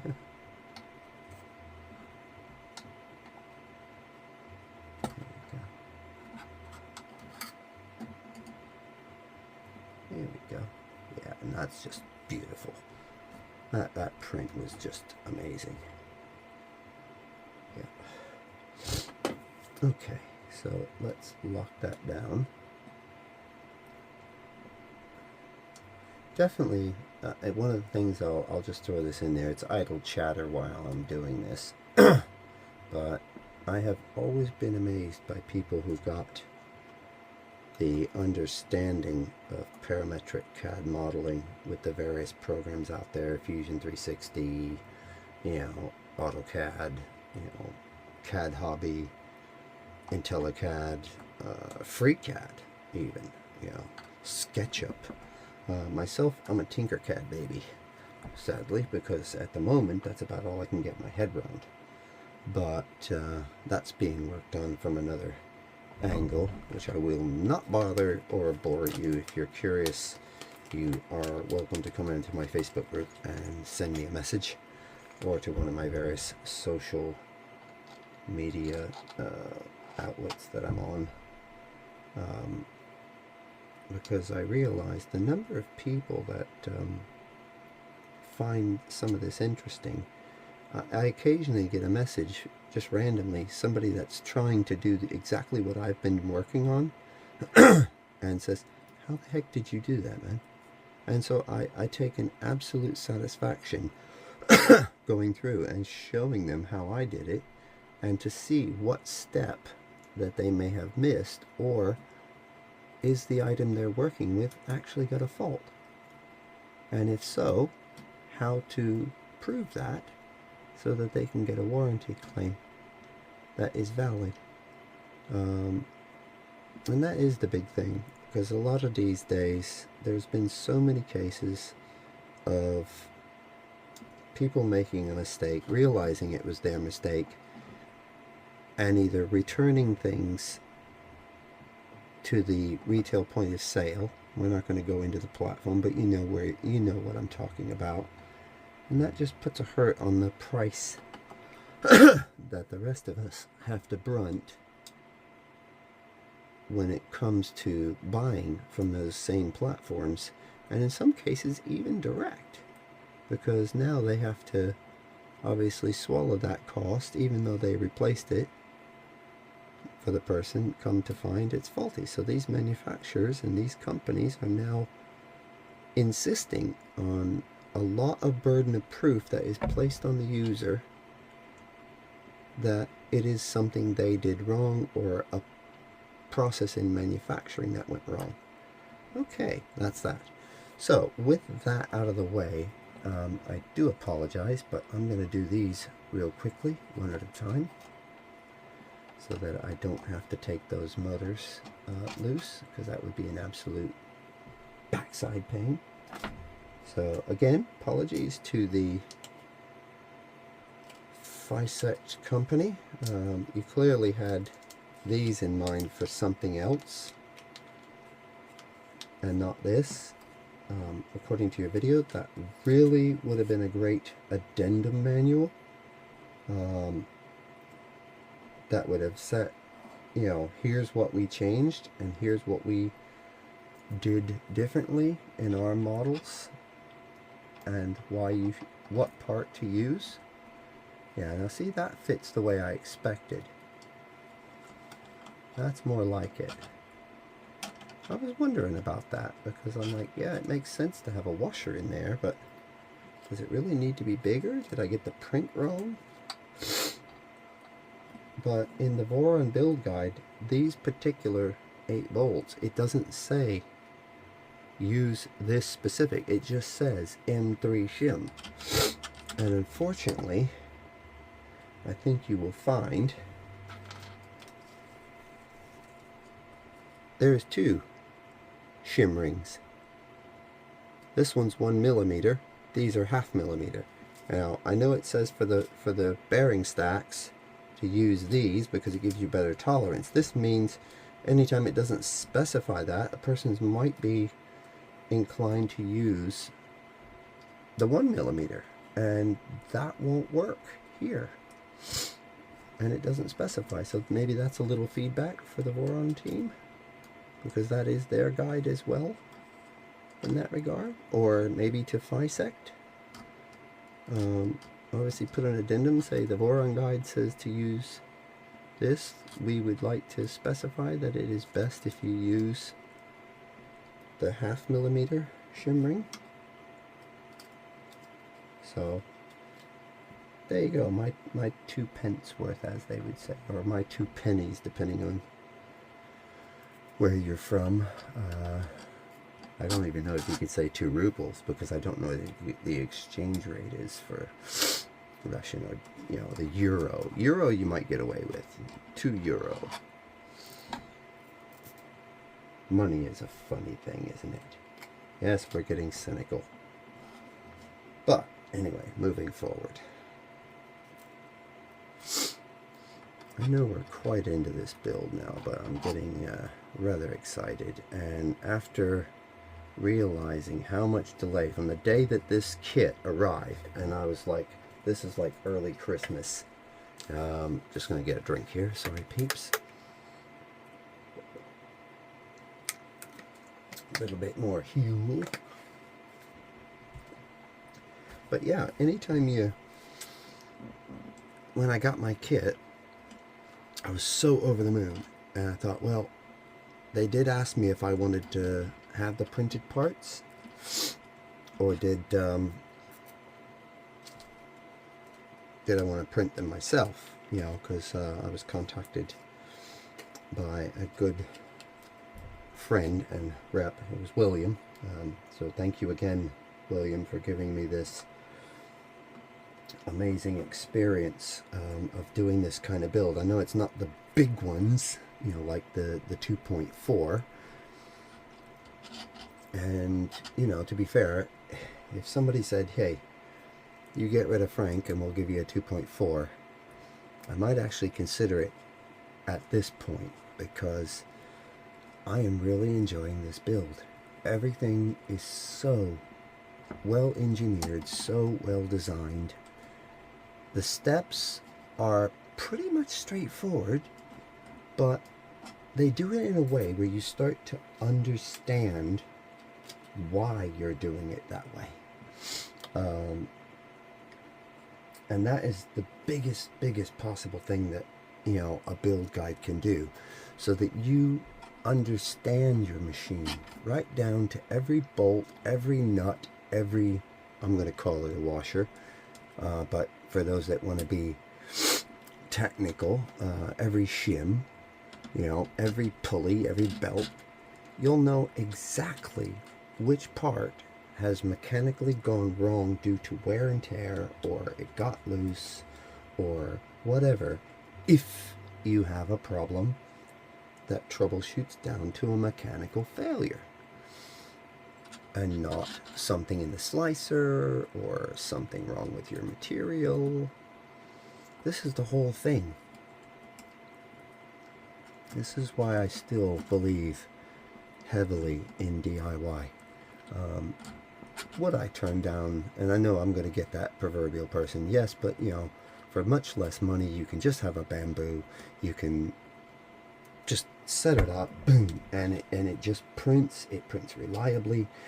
There's no messing around and tinkering and adjusting all the time. This is true. And don't get me wrong, Bamboo makes some fantastic products. Would I turn one down if Bamboo said, here, let us change your mind about how you feel about our products? I don't have any bad feelings about their products. Of course I would, if they said, yeah, here's an A1 Mini or an A1. I would happily accept it. I would happily put it together, and because it's a platform that I haven't learned yet, and that's, for me, part of it. It's learning. And I just need to put these in here according to this, and then they go this way. There we go. But yeah, if they want to send me one, I'm happy to do it. I'm sure there'll be a few people that would laugh at me for that. Yeah, every once in a while I grab a vape just to keep the stress down. Here we go. Let's go on to, that was page 85. So just verifying 86, everything good there. And they've got a very good point, which is going to take my steel ruler to verify. Because you can take the edge of your steel ruler and that little groove in between the bearings, you can line it up, and if they line up perfectly, you're laughing.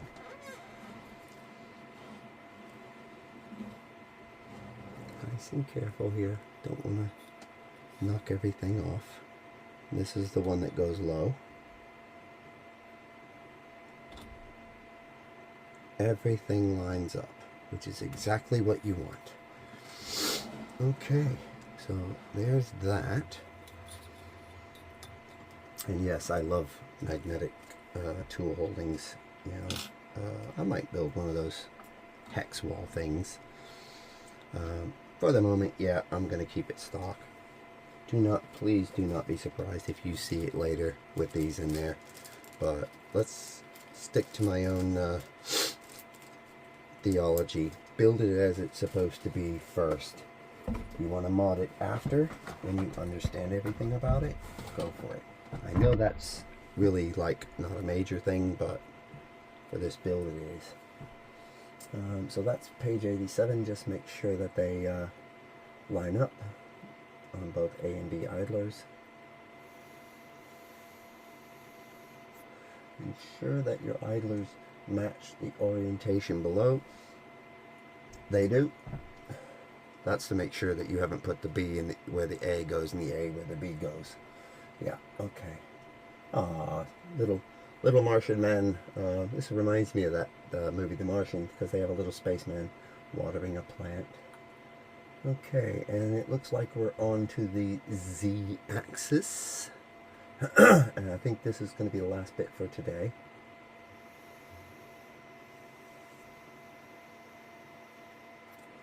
So we need to flip this bad boy around.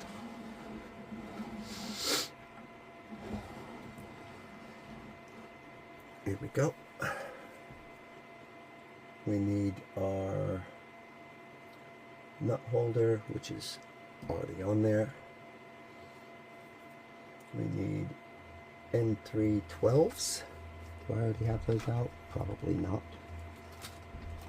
I might actually jump into the... Let me see where we're at here. We're almost 2 hours here. So I think this is going to be it today. But unless I split this up later. I might split this up into 1 hour lots. Under flat. And this is our anti-backlash nut. So I need M312s. And I tried to keep all the M3s together when I put them back in this bag later, which makes sometimes a little easier to find. There it is, M312. And I'll probably do the same thing later and put all the unnecessary ones. So we need M312, 2 of them.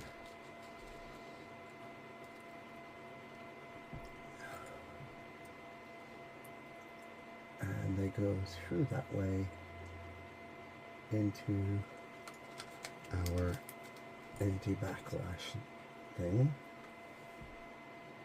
Page 93. M312s are already in there. Now, this is a really neat concept because it's showing this anti-backlash nut as if you can just set it right in and go to town, and that does not work like that. As you can see, you can't just compress this and have it stay there. That is not going to stay like that.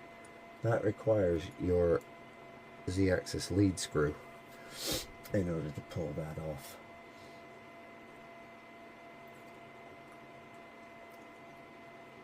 So, and I was right. Preload M3 nuts. Okay.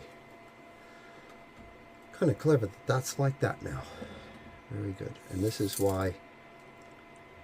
What did I just hear? Oh. I knew that was going to happen. Why do they have you put those in if they're just going to fall out? Because they're used for the top hat. Knew that was going to happen.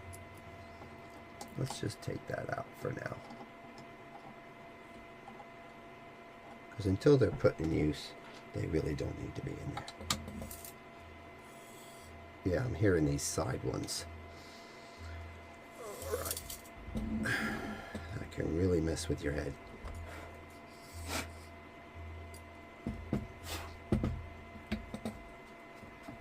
Right.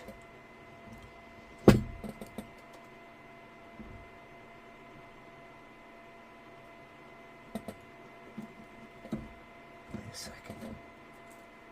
Oh yeah, I preloaded 3 on that side. Did it tell me to do 3 on that side? Probably so. Oh no, it didn't. Because that'll be for the door. So I know why those are there. Right.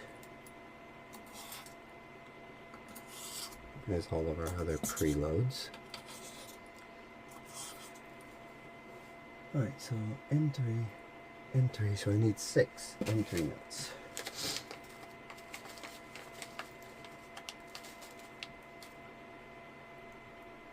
Uno.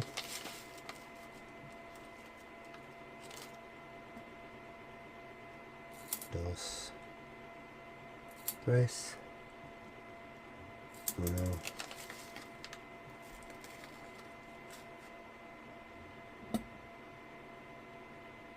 Dos.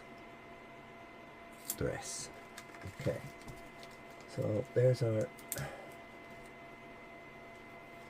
3. I'm just double checking something. Hold on.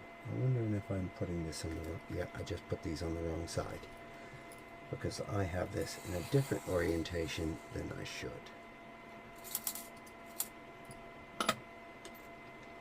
Get this out. I suspect though that this is going to be the same anyway. But they have you do things in a specific way for a specific reason, so I'll just move these over to the correct size and then I'll spin it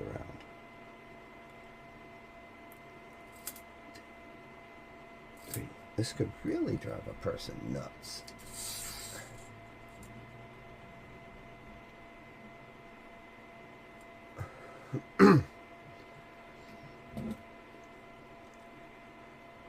This is the way it needs to be currently.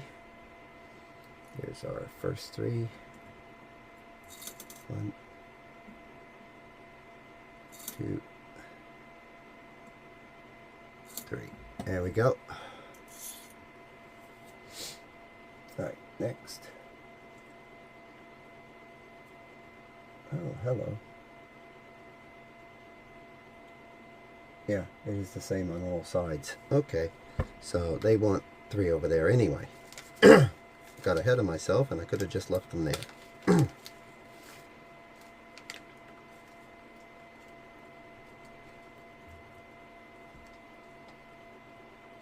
Hold on. So that's that. Let's hold on before my head explodes. Go back to this page. With it like this, 3 nuts, 3 nuts. Yeah? On the next page, they have it like this.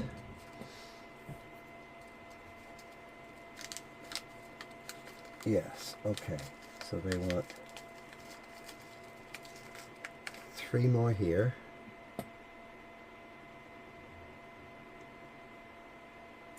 1. I think we're going to be getting into doing the feet today, which is fine. It wasn't on my plans, but you can't get this far into it and not leave an open cap. 2,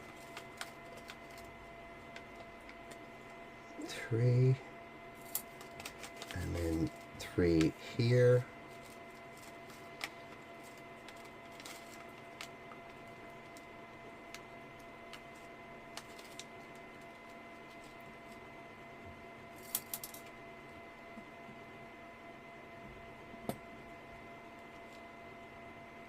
Me and my fat fingers. 2. Just so you can see what it is in 3 nuts.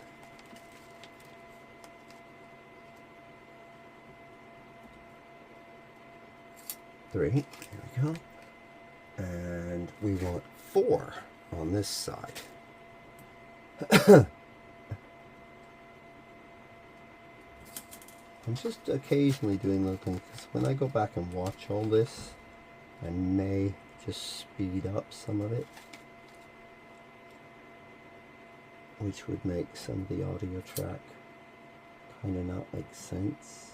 So those sections will probably have muted sections. There we go. Right. And 3 nuts. Next page.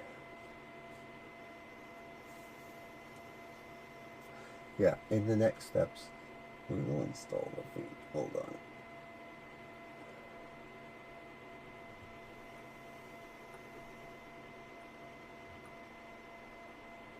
So to do the lead screw, they prep you by doing all the others.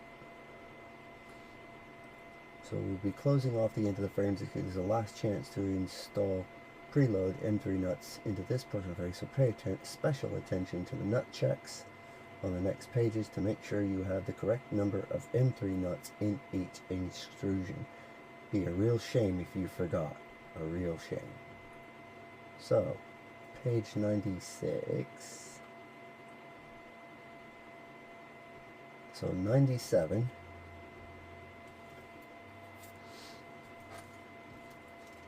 We should have three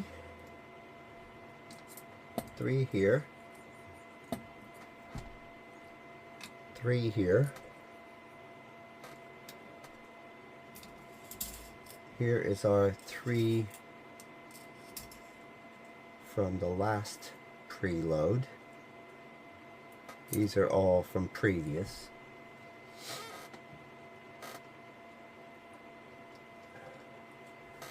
Now if we turn this to the other side, we have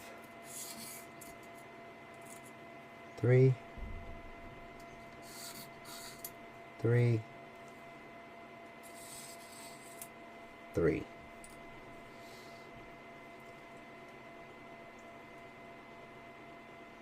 And at the rear,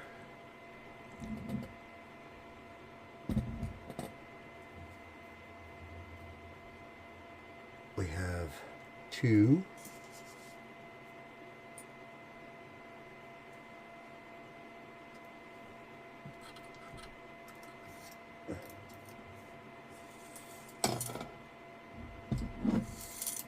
why don't I have one in there?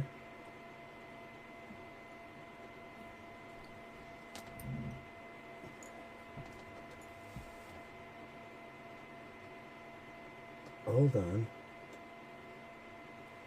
That's a very good question. Why don't I have one there?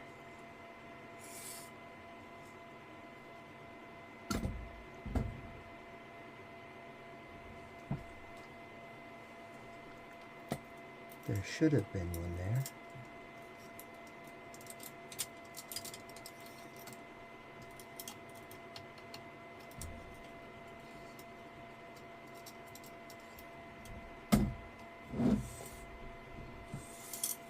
Ah, there it is. 1. Okay. Scared me there for a second. 3 and 4. Scary. If you want your spool holder in a different location than the stock, you can move the extra hex nut from this location to your desired. So that would put it on the right hand side. The spool holder is on here. So if you want your spool over here, move one nut from here over to here. Or if you want it on this side, move it to here. That's a very good question, actually.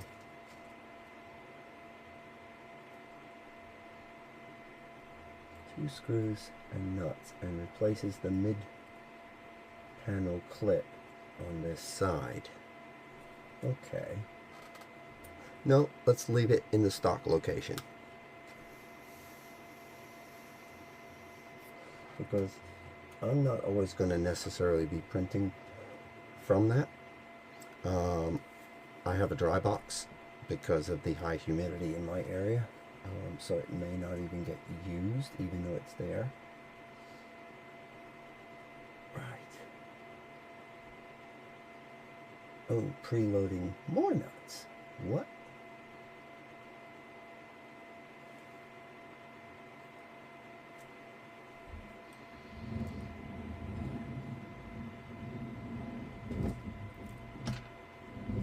Oh, it's having you double check the other preloads.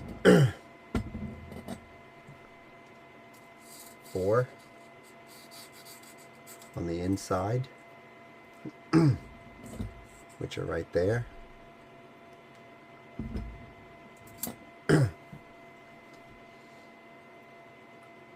Okay. Yep. They're going to have me take out the feet. I need 1, 2, 3, 4. Hold on. 1, 2, 3, 4 heated inserts. It looks like. Okay, fair enough.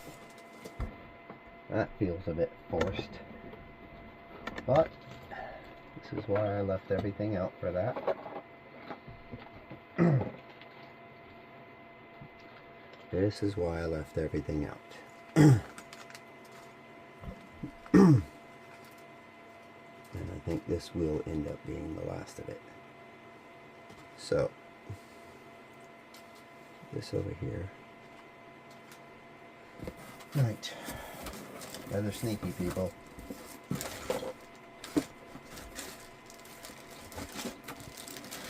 Right. So, I need also, from my parts,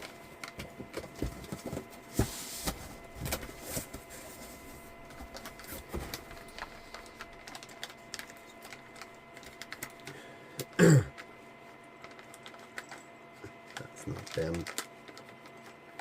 Come on, baggy. That.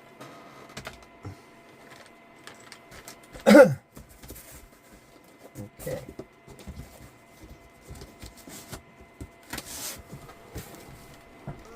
Make sure we're still recording once in a while, because we don't want it to stop and have me just keep building on and not realizing it. Alright, so I need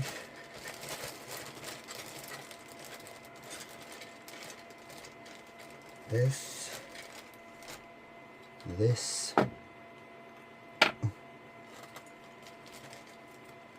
this,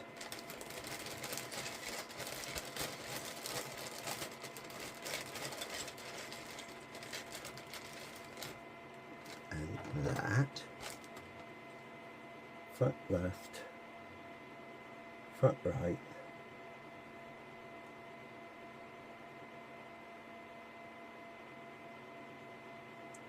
rear.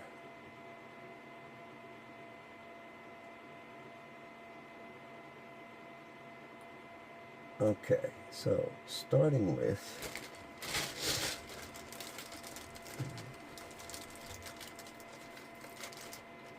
that. Cheeky.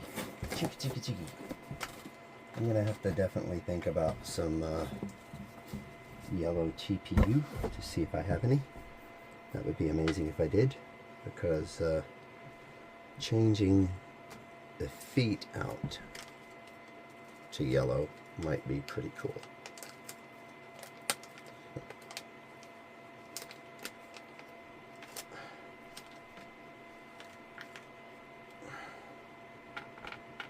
Which I might do that at another time.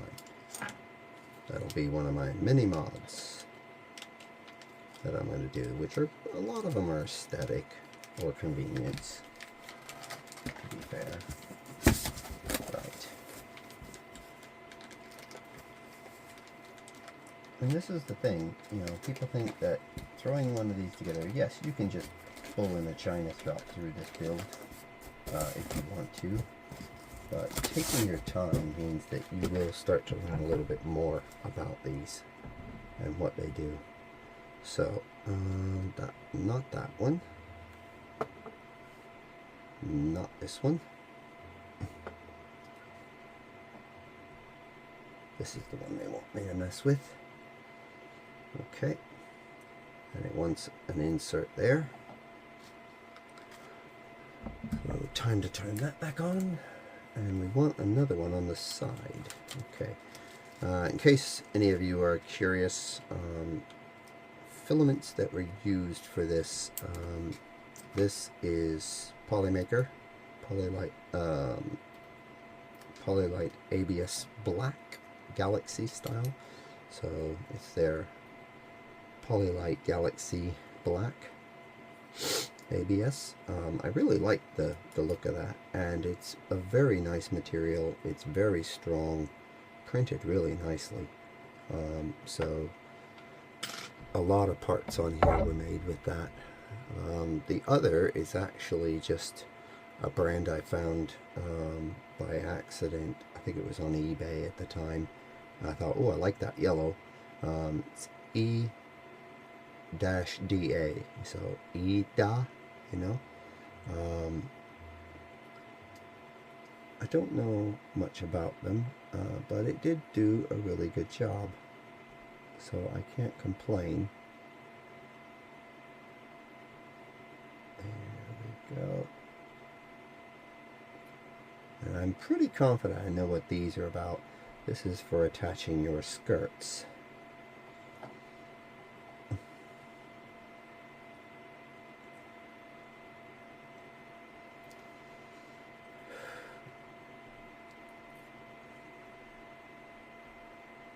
There we go.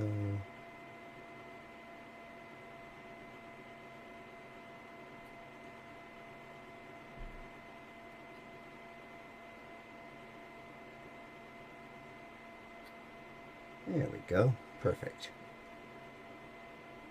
Sometimes having one of these versus having one of the heat insert tools, maybe there is times where you want to use one of those. I haven't found one yet that needs that, but who knows, maybe someday. I know there's a few different ones that are out there, both DIY and kit form. Did I already have these out? I need the M3 10mm. Those are shims, that's that. M312. Yeah, see, those are the 10mm ones. So M330, M316, M325, 14, 6, I'm getting close.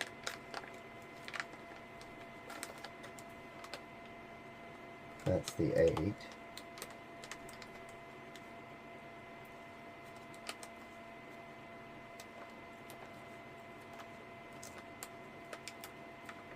Come on. 14. Okay, time to take them out. They got out of order. 16. 8.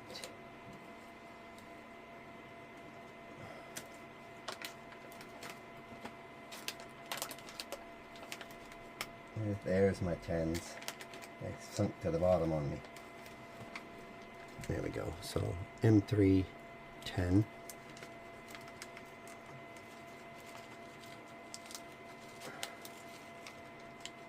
I just need one of those for the moment.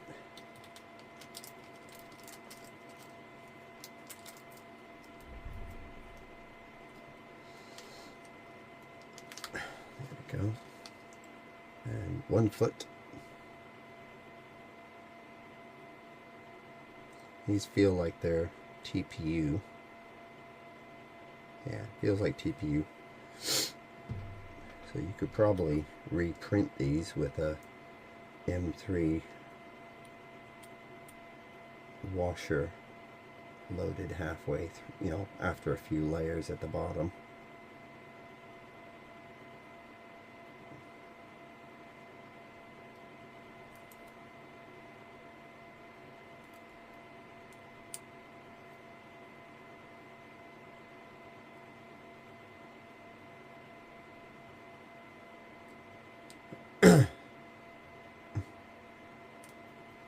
Go. That's it. That's interesting though, because I can see that was for, if I remember, there's supposed to be a switch for the filament run out, which goes through here.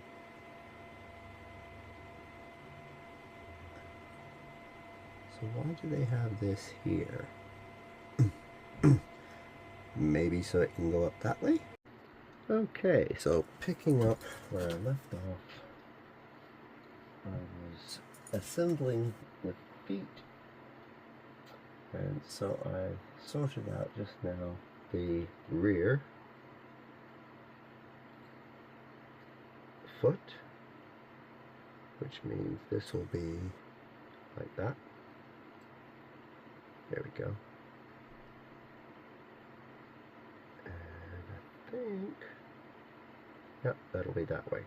Okay, so that'll most likely be either here or here in that regard. But we'll get to that when we get to it. So next page, we have some small pieces which I need to grab. It's a PTFE connector. So I need to grab that out of here.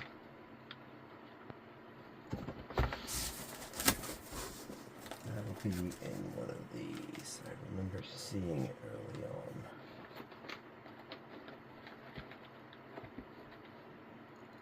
Where did I see that? Not in the spares bag.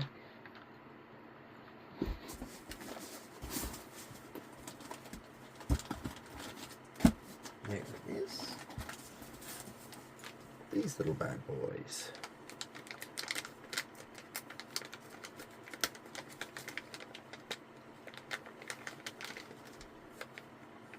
Okay, so it's literally one of these.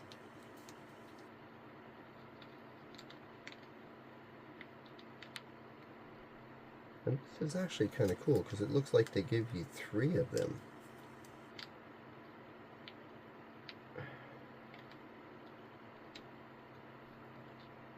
There we go. It's along in this packet if you have this kit, which is in the same area as the tools were and the rest of the Bowden tube. There we go. Alright. So it says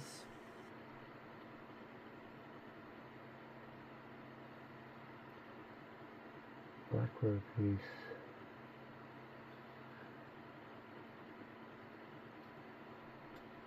Okay, so apparently this black rubber piece is not needed.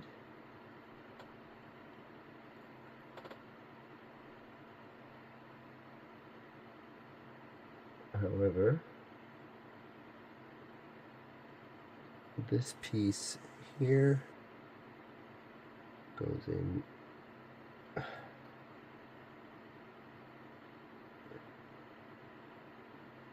like so.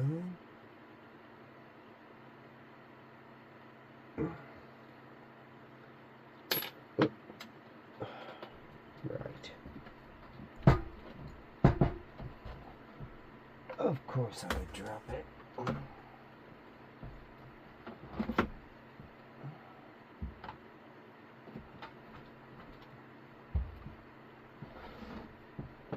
Well, I guess I'm going to pause this while I go find that. That went behind me here. Okay, record time on that one. So, I need to get that to go into here, potentially. That is definitely a tight fit item from the looks of things. And the only part it says to get rid of is the black part, which I pointed out here. So I just need to find something that I'm not going to cause this to be silly as it goes in.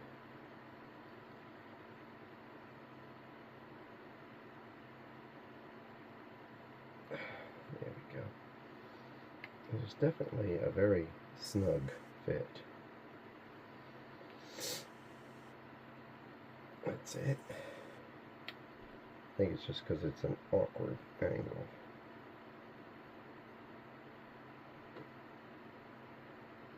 There we go. Like so. There we go. Now, this goes in here.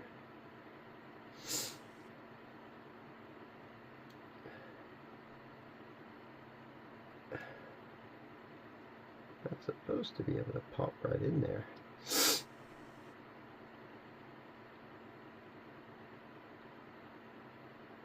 There we go, that's one side.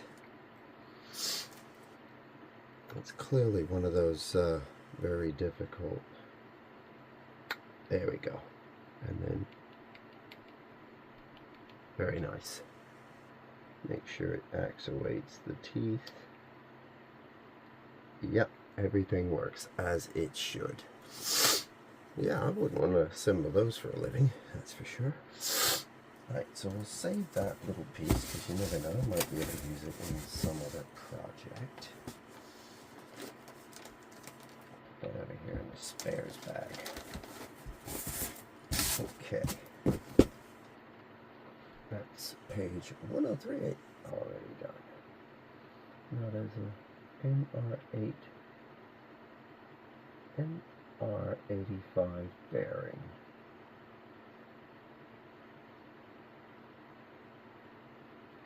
Applying tape to the outer diameter of the bearing in order to increase. Okay, so what they're basically doing, they're putting a little bearing inside of here that basically will use gravity. I'm sure I saw that little bearing in here as well. Yep, there they are. I'll bet you. See, I thought that was... entirely the extruder though, so there's got to be another bearing somewhere.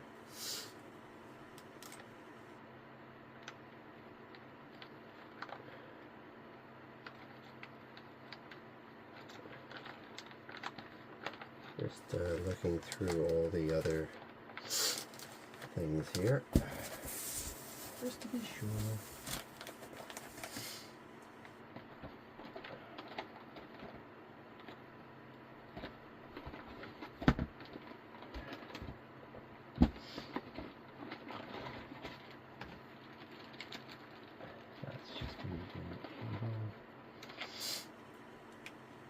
They haven't really given any obviousness to that one.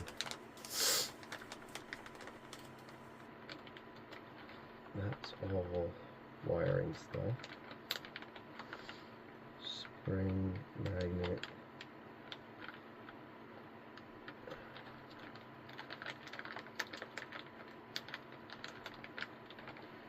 Okay, I don't know why that is.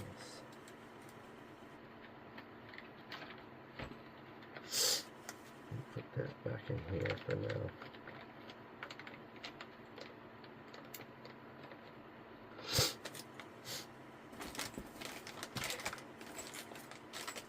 I'm thinking that's going to have to be something that's been cleverly put in along with that item somehow. So with that in mind, let's have a look through here. Through the other magic bag. I'm sure it'll be in here somewhere.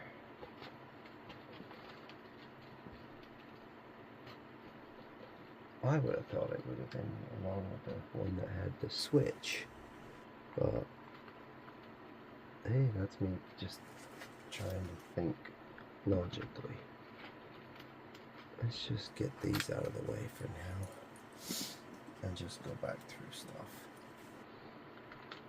That's that. We're still going to need those. So I don't see an MR85.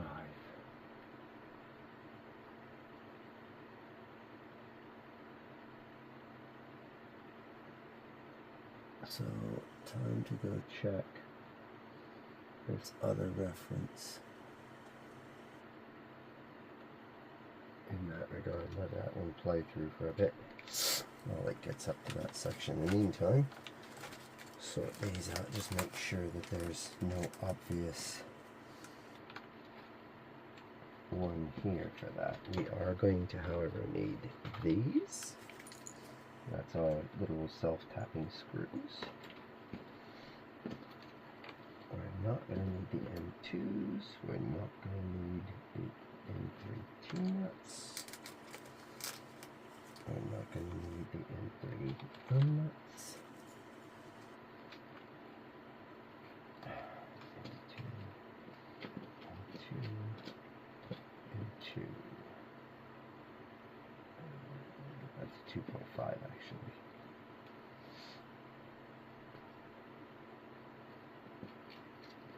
That's that. Those are M2 nuts.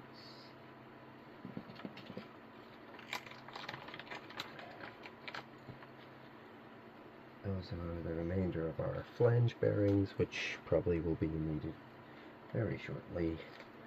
These I'll definitely keep up there for the moment. These are almost a guaranteed.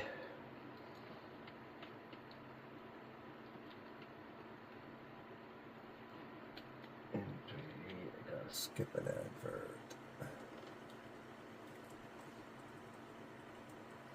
Okay.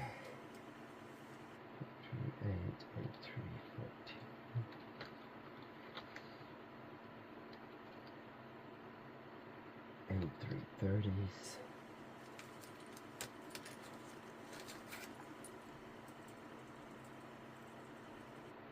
There we go. M340s, which I have a feeling I'm going to need very shortly for these guys.